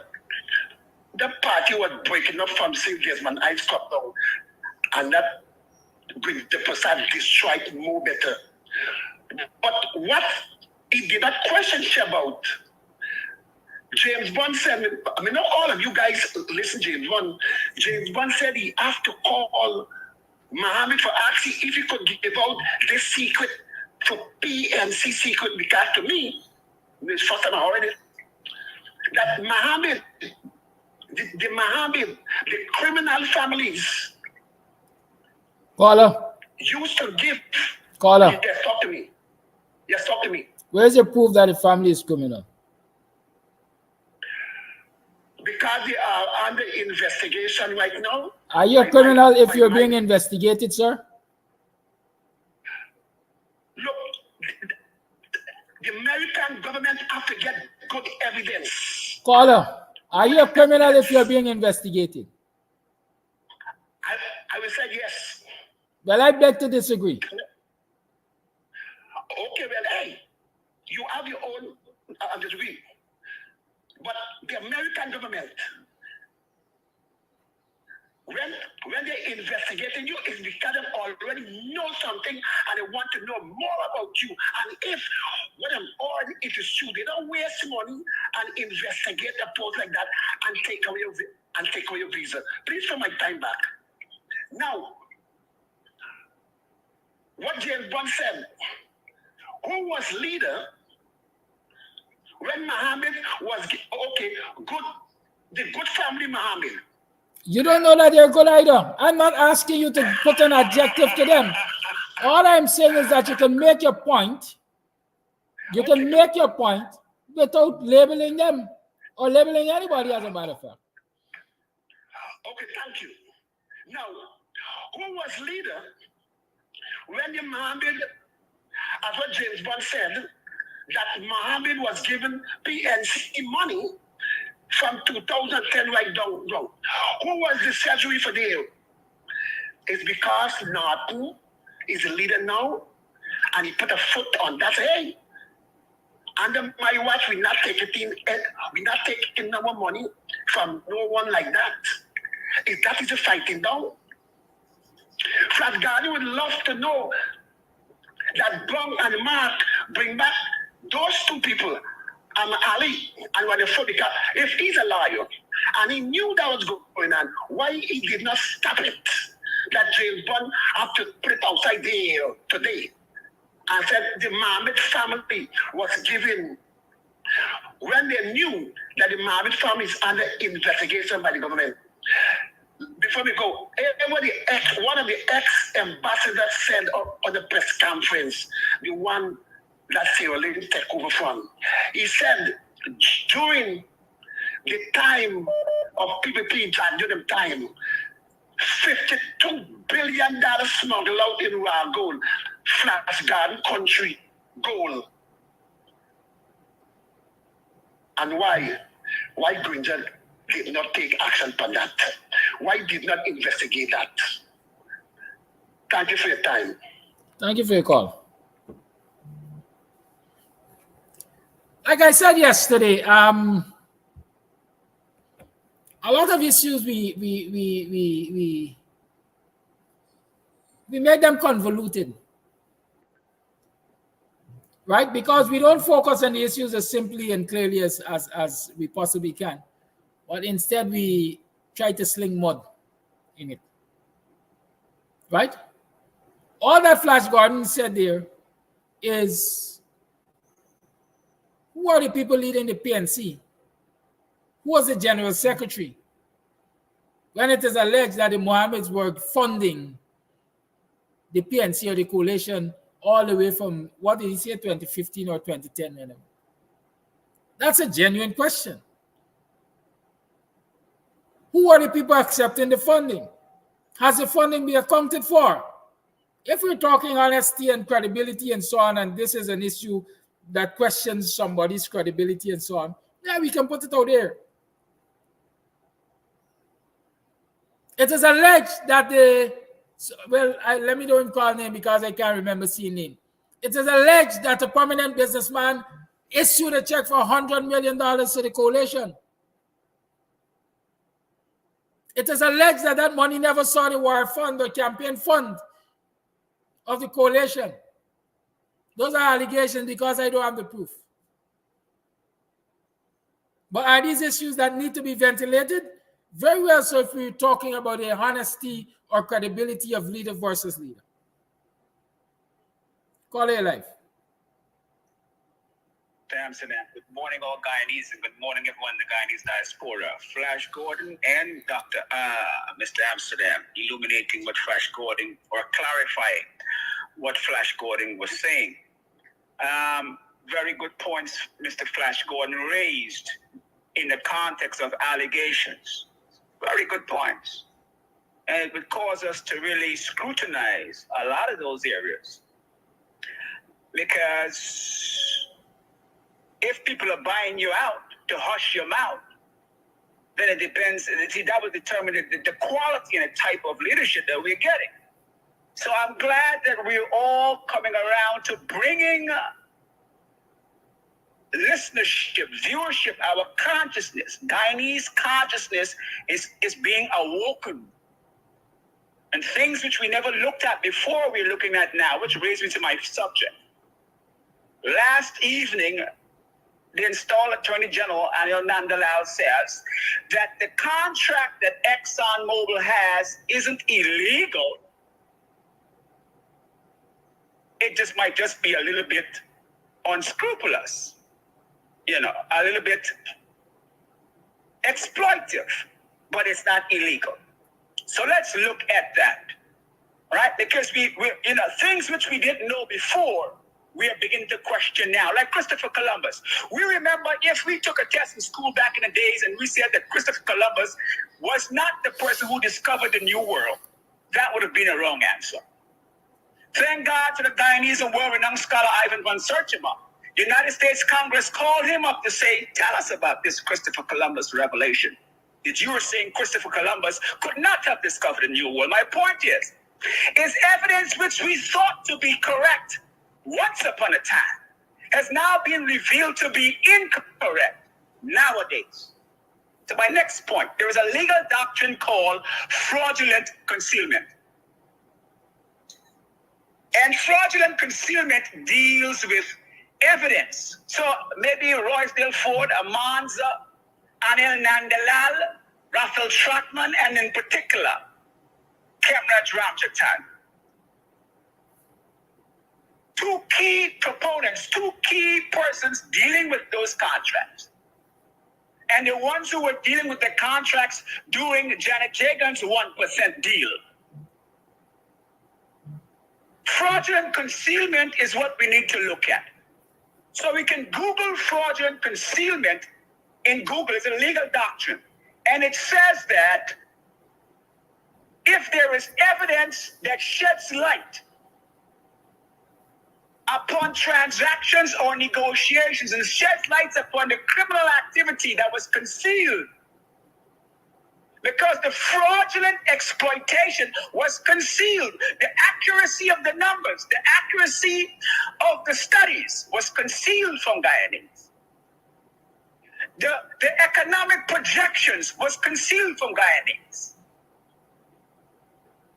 So Guyanese were made to believe that they had to make those types of deals based upon the information which was fraudulently concealed to begin with. That's the premise under which Nandalal needs to now say to the courts that because we have got fraudulent concealment, we now need to renegotiate those contracts. I've never seen a contract that cannot be broken, because anything that puts together can be taken apart. So this whole thing about the contract can be negotiable is nonsense. And that's just like the Christopher Columbus thing. When people lead us and make us believe one thing, it precludes our thinking from even seeing the possibilities of something opposite than what we already thought was to be true. So fraudulent concealment is what? Now in Nigeria, very quickly, in 2016, something around June, ExxonMobil, we can Google that, ExxonMobil was taken to court by the Nigerian Criminal Economic Investigation Committee in June 2016 because of fraudulent agreements whereby they've been exploited. So we can Google and find out there are several instances. Guyanese, we are now participating that we need to be at discussion table. The reason why I say that if the PNC leaders who are running for candidates, if they can't debate the issues, then we are going to debate the issues for them. That's participation. That's democratic participation. What Flash Gordon did, what Dr. Hines did, when he said Tory and Tory make me ras there. What Kadaki just did this morning. We are taking the mantle. We are the new opposition force. You see? And we are discussing the issue and forcing the issues before the populace, whether or not they default. Thus far, they are defaulting unless they need to come before us and discuss the issue. I support Comrade Norton for leadership. I told you that yesterday. But I would still like to see these issues ventilated in the public. It's their responsibility.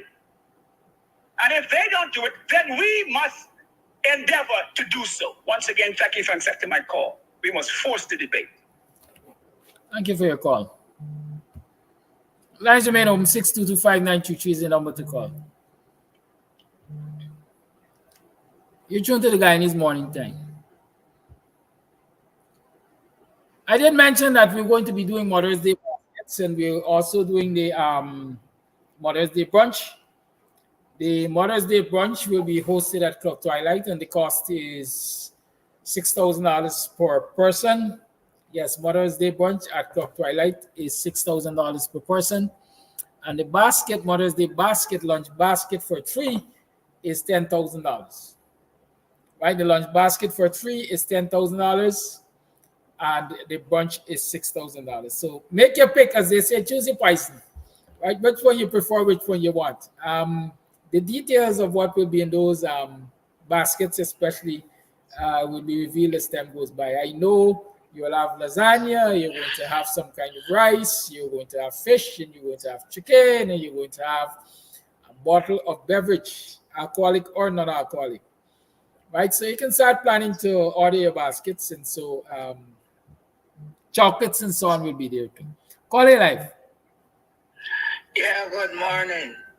1,000 points to coffee, because that is the same thing I would have spoken, not so in-depth as coffee. But we have got to remember, since 1999, Exxon was being known to the PPP and the PPP alone. And when I said the PPP and the PPP alone, the upper echelons of the PPP knew about ExxonMobil. They blame and they say that we signed the bill. They signed in bill. All those things were being made between the top brass of the PPP with no leakage to no other body than themselves. In 2014, Ramatar went on the vessel, and with all they were going into an election like 2015, Ramatar and the entire PPP zipped the lip because they didn't want nobody to know Guyana had found oil. And the 2% that they signed for, look the money, how it is so plenty. So they realized that the 2% would have overmet their needs. So they didn't care to sign a bigger signing deal because the 2% is more than enough for them. So they didn't give one iota about the common people in the country. And this is what others look at. The PPP does claim to their followers. They got so much love for them, the this and that. Why didn't the PPP say to the lower parts of the PPP party, look, don't bother with this, we're going to make things better because we find oil. But if it wasn't for Granger, with all, Granger got a lot of faults. Everybody got faults. He did one thing because they did carry him out on the oil rig in the ocean there. When he came back, he made certain that the entire Guyanese, the country of Guyana and other parts of the world who Exxon may not have told about the oil in the ocean there, that we were the latest oil country. That's one plus that Granger did. And when it comes to umbrella buy, trying to shed light to say but how the team gives money and the people they didn't disclose it, umbrella buy is always looking for things to upgrade that team and downgrade everybody else. But umbrella buy has got study. If the team was so glorious as they claim, you had other big firms in Guyana like Courtney Ben Construction and these different firms prior to this fancy team. And to date, we have never heard, with all they are not prominent like before, that they were being investigated by Reuters. And if Reuters hadn't found something grievously wrong with them, they would not have sent out that Exxon to stop having contacts with them. No, they would have allowed them because they would have known we're just doing a routine check. And when you see people like them outside people log on to you like a cancer or AIDS, it's because they find something and they're feeding off of something. Now, Kadaki, I looked again at anti-data story, and that tells a story. But put aside all fun and joke, anti-data is being penalized because she see the PPP for who they are and she talk against. Because remember the Aziz up in Barbies, how they put the shop was raided by fire. And they got plenty Indian people who will want to come apart from the PPP. But coming apart from the PPP, once it is being known that they are no longer with the PPP, they suffer things like anti-data and the Aziz. Even after this teacher, Bible, I know nothing much about him in Essequibo. I wonder how he is faring, because that is what. Now they claim that they want to widen the road so they're taking this lady land. We all know now, because I live in Denamsel and I've observed many places where they had these mud, when we had them mudam, 2 trucks could pass side by side, you could still walk in the corner. And with the accusation and the building of roads in the PPP tenure, all these places, they got a 4-inch concrete strip. And to the side of the road, the dam, where was dam, there's only where the vehicle thing. The stupidness of the engineers that construct this road, they don't understand that when you got a solid part in the center of the road and the wheels of 2 vehicles got there on the mud, that is breaking the shoulders of the road, and the structure that they have constructed will not last as long as if this thing that they constructed was across the entire road where 2 vehicles could travel adjacently without ending up on the mud part. Now for the roads, the public roads that they pay with call highway, they have a part for pedestrian. But on those pedestrians, it's not pedestrian. They might got about 20 heaps of sand, 18 to 22 tons of sand back to back. Then they got stone. Then they might got a little passage, a little space. Then this time this sand gone till down into the trench. So you're a pedestrian coming or a pedal cyclist, you got to ride out into the road. Then by the time you might pass, you might you ride past there, walk past there, you thank God you pass the vehicle, them got it step over the road, they will have done the white line. By the time you meet them now, they might got about 20 of them latest big trucks. Who Guyana bringing in them big, the mass weight of them trucks. It's about 40 tons. I know it's crossing the Harbour Bridge. That park on the road. So now on the public road, there is no space for pedestrians and other people to walk because all those lanes that are the pedestrian lane got building materials and our garages. Now the last thing, Kadaki. You know where I live? Now I have a mosquito infestation in this village.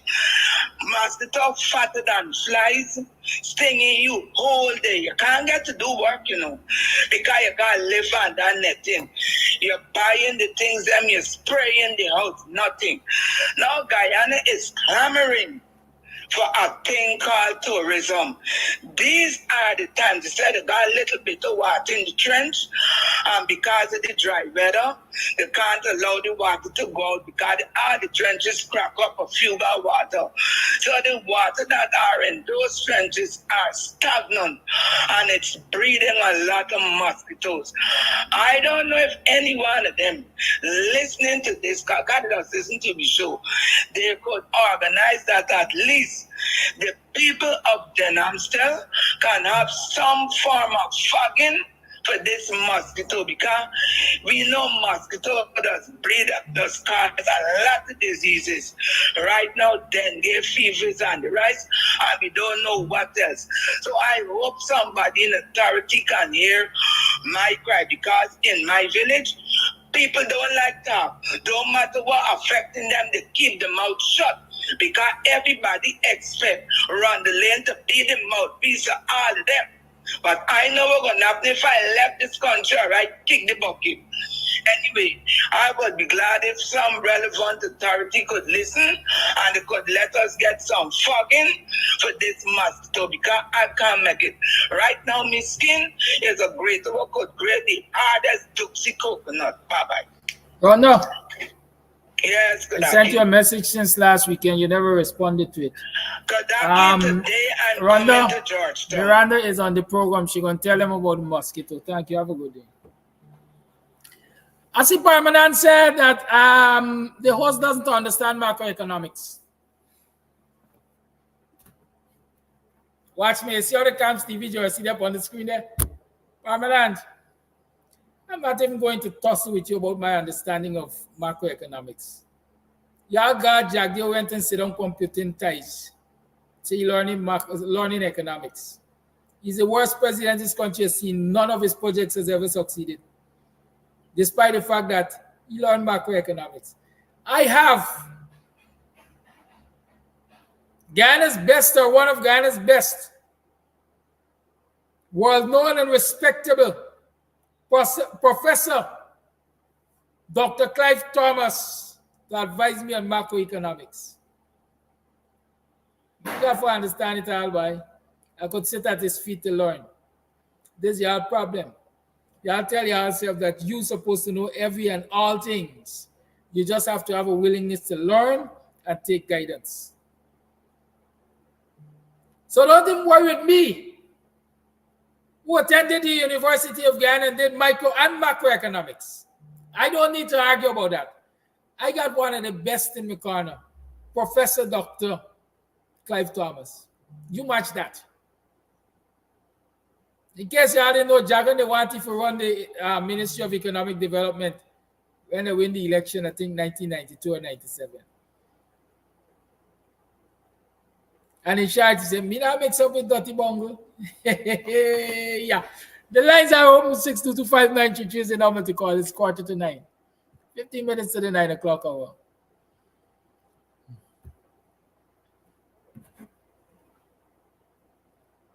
That's a what 9 and no 10. Y'all come here with your cheat insults and tell yourself that you're going to intimidate and you're going to call somebody for shut them out.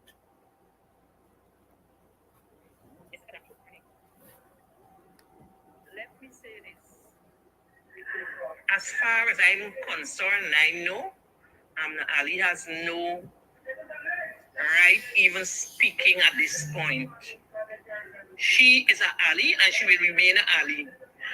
Now as the person responsible for David Granger, not doing a lot of things for the party, sidelining the same Aubrey Norton because of our own hidden agenda. Secondly, she was the person that you could not have, one of them that you could not have trusted. She was right there, but she was a snake in the grass, and it is still. Who know Amna Ali? Know her. Who don't know her? Well, I'm sorry for them. And I am saying she has no authority to tell people who to vote for or who not to vote for. Because she just have her own hidden agenda and they're throwing it behind Roysdale. But if Roysdale should sit and think, he would think differently. Go into the election with a clean slate, with nobody pushing you, telling you who must think, and telling people who they must vote for and all of that. And let's see. Let us see what will be the outcome. Thank you. Thank you for that voice note. I don't know. Y'all brave. I don't know why y'all keep resurrecting the dead. Right? Why y'all keep resurrecting the dead? I tell y'all already. Granger, the Ali, and the whole past coalition government, quite frankly. At least those who are the authority to wield power. They are creatures of the past. Let's deal with it now. How are we moving forward? And that is what I ask you. How are we moving forward? What do you think you need to do and what can you do to remove this current PPP administration? And what will you demand or expect from your new government? Answer the question. The lines remain open.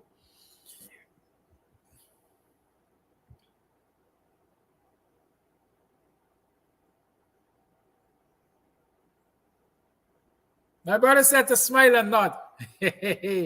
Well, you couldn't even see my face, so you don't know if I'm smiling or I'm nodding.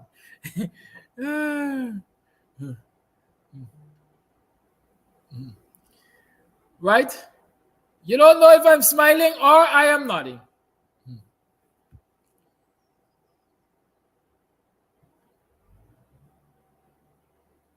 It's 11 minutes to 9. Let's do pay some bills as they say, you know?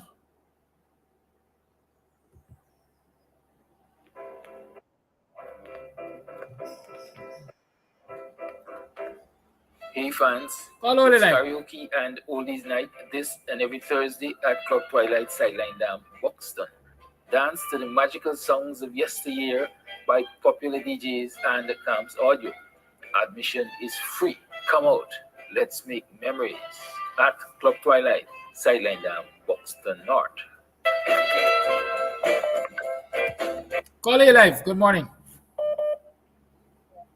Good morning to you, Mr. Kadaki, and the rest of the Guyanese nation, those who are out the diaspora.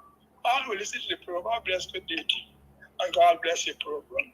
Mr. Kadaki, I want to ask you a question, but I don't want to answer my question, even though this question is for you. And I want to know, why are you not honestly being truthful to yourself? Why are you depriving Mr. the Vice President, Mr. Jack Rio, from his true identity?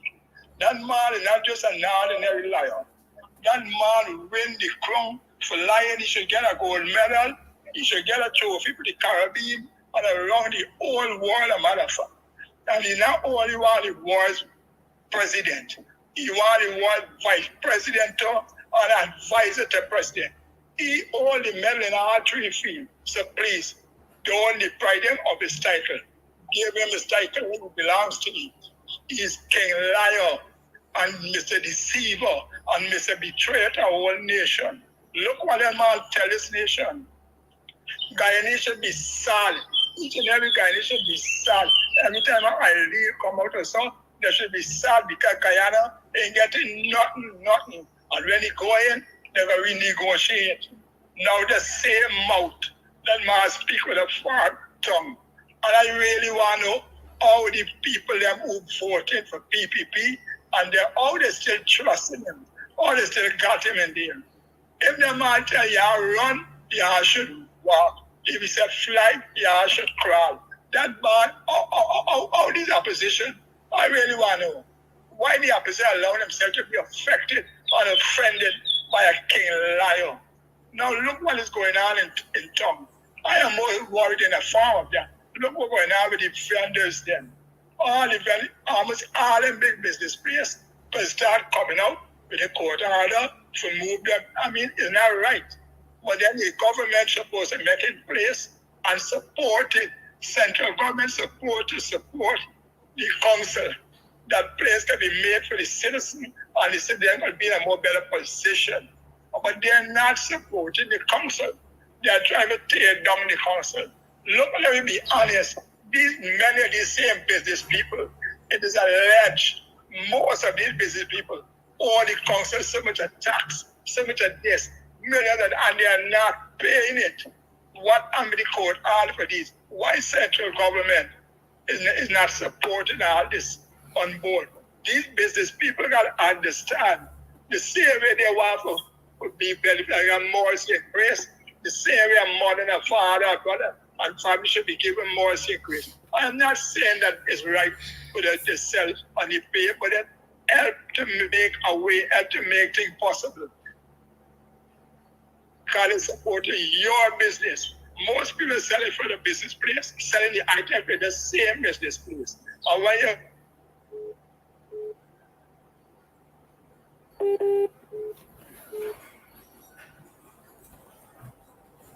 people kind of need to take too. And I'm talking about the poor hard people. I'm not talking about the rich and wealthy. Because all they interested in the rich and the wealthy. And where marriage is be, that's where you are to be. But the poor, all the people there, the family, and the children going to school, in a better life living. Look what they do with the teachers. Oh my God. I hope that all these people who said they're voting, vote this government out. And that's why I'm saying this is not the time for Ali and them playing this stupid game and roll along this country. It is a serious time. However, God bless His nation. We are going to get there this time in the righteousness of God. And once again, Mr. Kadaki, you are a blessing. Continue with your program. God bless you, my brother. Thank you for your call. I got a guy named Dylan Thompson. A guy or a gal, or I don't know what it is. Dylan Thompson, welcome to the program. It's the first time I'm seeing you on the program. You've been saying a lot this morning, but sometimes I don't always allow people to get away with inaccuracies. When was Morninng in power that he didn't lock up Jack Dew? Yeah, if you say Granger dropped the ball, yeah, Granger might have dropped the ball. He didn't lock up Jack Dew and a lot of other people. Maybe he had his own agreements not to lock them up. I don't know. But when was Morninng in power that he didn't lock up and people were to be locked up? Come on, we need to, stop talking about myths and legends. Let's talk about facts. Call it life. Yeah, good morning, Brother Kadaki, and good morning to the viewers. My contribution to the program this morning is quite clear. I want to suggest the way that we remove this present criminal regime is install the government. One, I think we should now have a massive protest or picketing exercise should start from now. All the embassies and so on calling for clean voters lists and biometrics. This may sound as something steadily in people's ears, and they sort of now get fed up of it. But let me tell you, that is the essential, are you there? Yes, I'm here. We are here. And are the most important thing that we have to do at this time to remove this regime. As it relates to the infighting within the PNC, I think that lady is, what's her name, Ali, is motivated by some sort of force, some sort of external force other than the PNC. I think she has a motive. And people should see that clear cut or move as being backed by Bharat Jagdeo to cause division within the PNC. Because I say this, the PNC has always have a position that everybody could run, yes, for any further leadership of the Congress, but this lady seems to have an objective, because if you're committed to your party and you have differences, or you're committed to the struggle and you have differences, you ought to reach and discuss it. You don't bring your story outside. Do you ever hear this from the PPP? Do you ever hear this from the PPP? No. And that's my contribution. But remember to us that the only way, my suggestion at this time is for us to embark upon massive protests to have a clean voters list and biometrics. Without that, the list will be padded with Venezuelans, it will be padded with people overseas, it will be padded with dead people, and the PPP can get runaway victory. So thank you very much for holding me this time. Thank you for your call. It's 3 minutes to the 9 o'clock hour. Some things I want to say before I go. Where do I want to start? Let me start here. Everybody's talking about massive protests. Nobody supports protests. Nobody turns out to protest and so on and so forth. Let's not run from that fact. Rhonda reminds us constantly that it is the faithful 12 that usually stand in front of Jacob. I call to raise the issue of vendors being moved from the pavements or the parapets around the city and so on.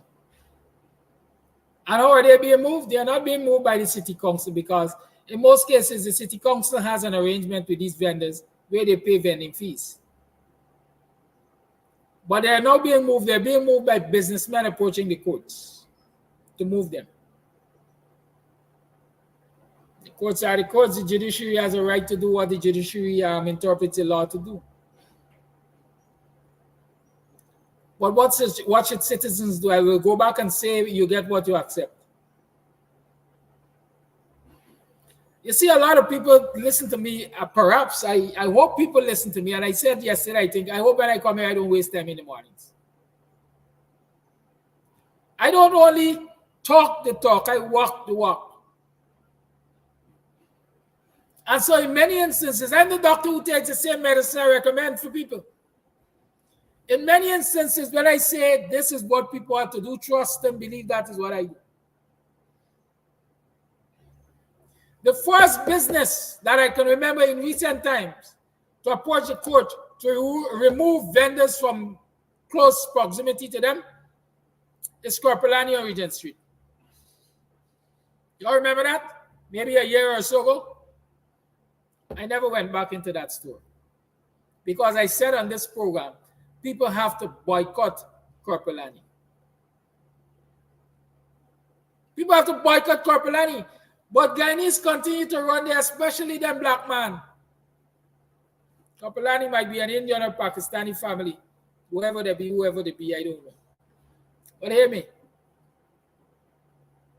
Are you like run there for cheap cloth and cheap curtain and cheap this and cheap that and cheap the other? Even them bogus African prints that they started selling a year or so ago. Why support the people who don't support you? Why give the people ammunition to fight you? It's money this guy got for go to court. And if I'm not supporting your business, you're going to think twice about the money where you're going to spend for go to court.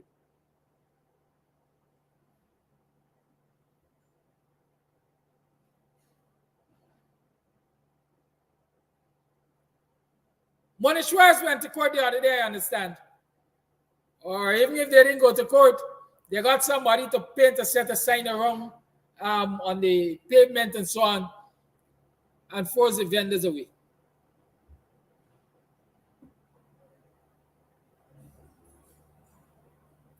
Them Chinese don't sell the same thing that Morninng Schwartz is selling.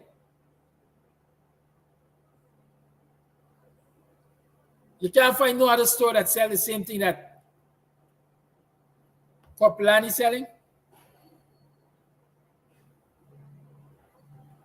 No banks DIH has gone to court. You see, greed. Banks DIH makes multi-billion-dollar profits in this country every year.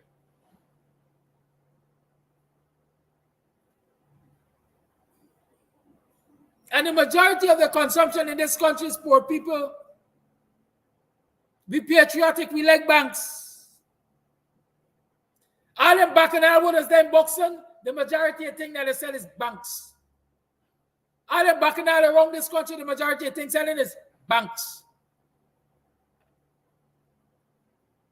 Poor people on the sidewalk hustling from banks. Because you check out there, all them beer drinking and sodas going. There's banks that everybody that's going, buy the thing at banks, put it in the cooler. And so if these businesses that you're supporting can declare war against you getting a bread and butter from their hustle, just as though they're getting a bread and butter from you hustle, then you have to take the extreme position. You have to take the extreme position. Don't buy from them. When Anson McCall made a takeover bid on Banks DH, it was Guyanese that saved that company. It was Guyanese that saved that company. I'm saying vendors out there saved the company. But here it is today, the very company went to court to remove vendors from the close proximity to them and all of that. Let me tell you all something. The answer to that is boycott them. So next year, when they look at their trading and profit and loss account, and they think about dividends, they must remember, we took this decision last year and our profits have fallen. The vendors who are removed from in front of Corporalani, the vendors who will be removed from Moneshwar area, the vendors who are not being removed from Banks DH, they got families to feed. They got families and not vendors alone. And so if those businesses can take actions that will endanger the well-being of your family, you must take actions that will endanger the well-being of those businesses.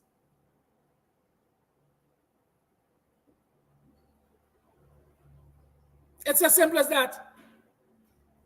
Until Guyanese understand what it is to be Guyanese, until black people understand what it is to unite as black people, this ain't passing undone. This ain't passing undone.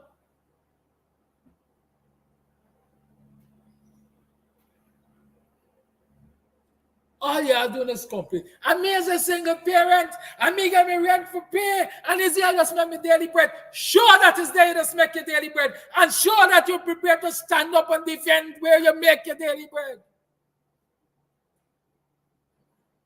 But all we do is more than good. You think, you really, truly, you believe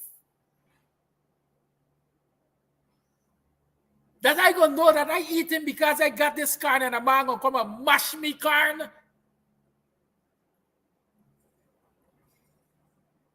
I gotta show the value of the corn to me. I gotta defend it. You mean to tell me all them vendors that are being affected, let's say in the Banks DH here, you know, can't shut down business from there for 2 days? None of them been prepared to take a bullet, a pellet, for defend the livelihood and the livelihood of the next generation? There's a problem. We want everybody to do it. And all of them must be done out of it. Is that the leader of the opposition? The leader of the opposition is losing shit out there. He ain't losing shit out there. Deliberately strong words.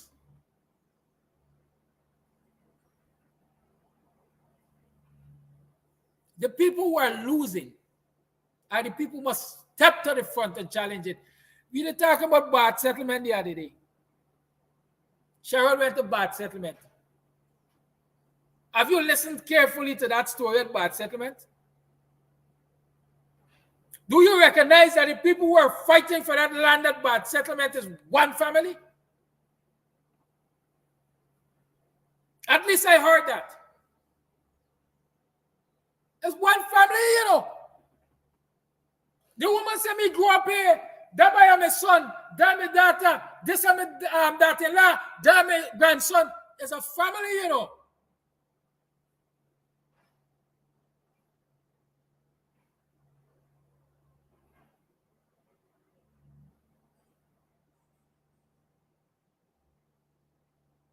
They are going to be affected.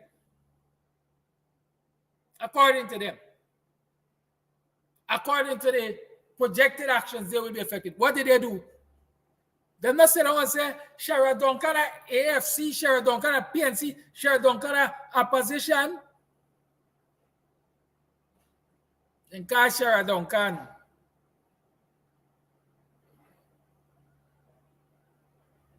Because the actions that the government that they support is about to harm their well-being. Young boy say he can't marry because if they take away the land, you're going to get from milk cow for my new wife and picnic.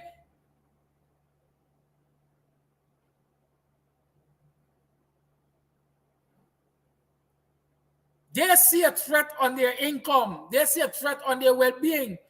And they came together and they decided to take action. One to you black people. One to the vendors. We are depot. Stop bawling. Stop hollering.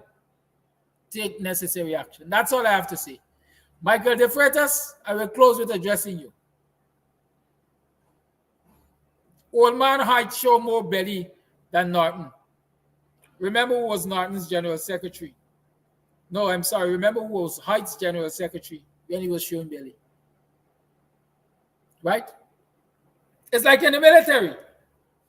A lot of people believe that generals win war. Generals don't win war. Generals don't go to war. It's the platoon sergeants who run things. I know I got some good soldiers, some old soldiers on the life. Let them tell you that. Generals might plan war. Presidents might create war. But it's the platoon sergeants that does make a difference in war.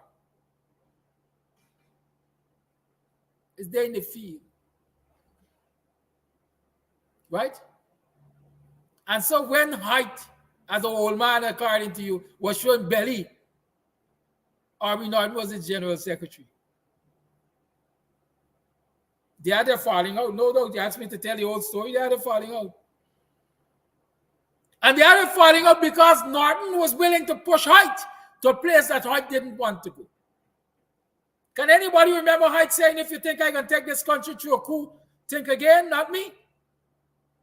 Can anybody remember Height saying that Norton is a creature of the party, and so he has to do as the party instructs? Because Norton, that general secretary at that time, that version of Norton, was carrying the swing. But Height really and truly, they're here with his team. So at some point in time, he say, hey, I'm going to put the rain on you. Right, Michael De Freitas? Don't forget that. When we talking, we can talk all this stuff. We ain't got to talk party left off. The truth shall set all of us free. And I'm saying again, Norton could have carried the swing then because the buck didn't stop with him.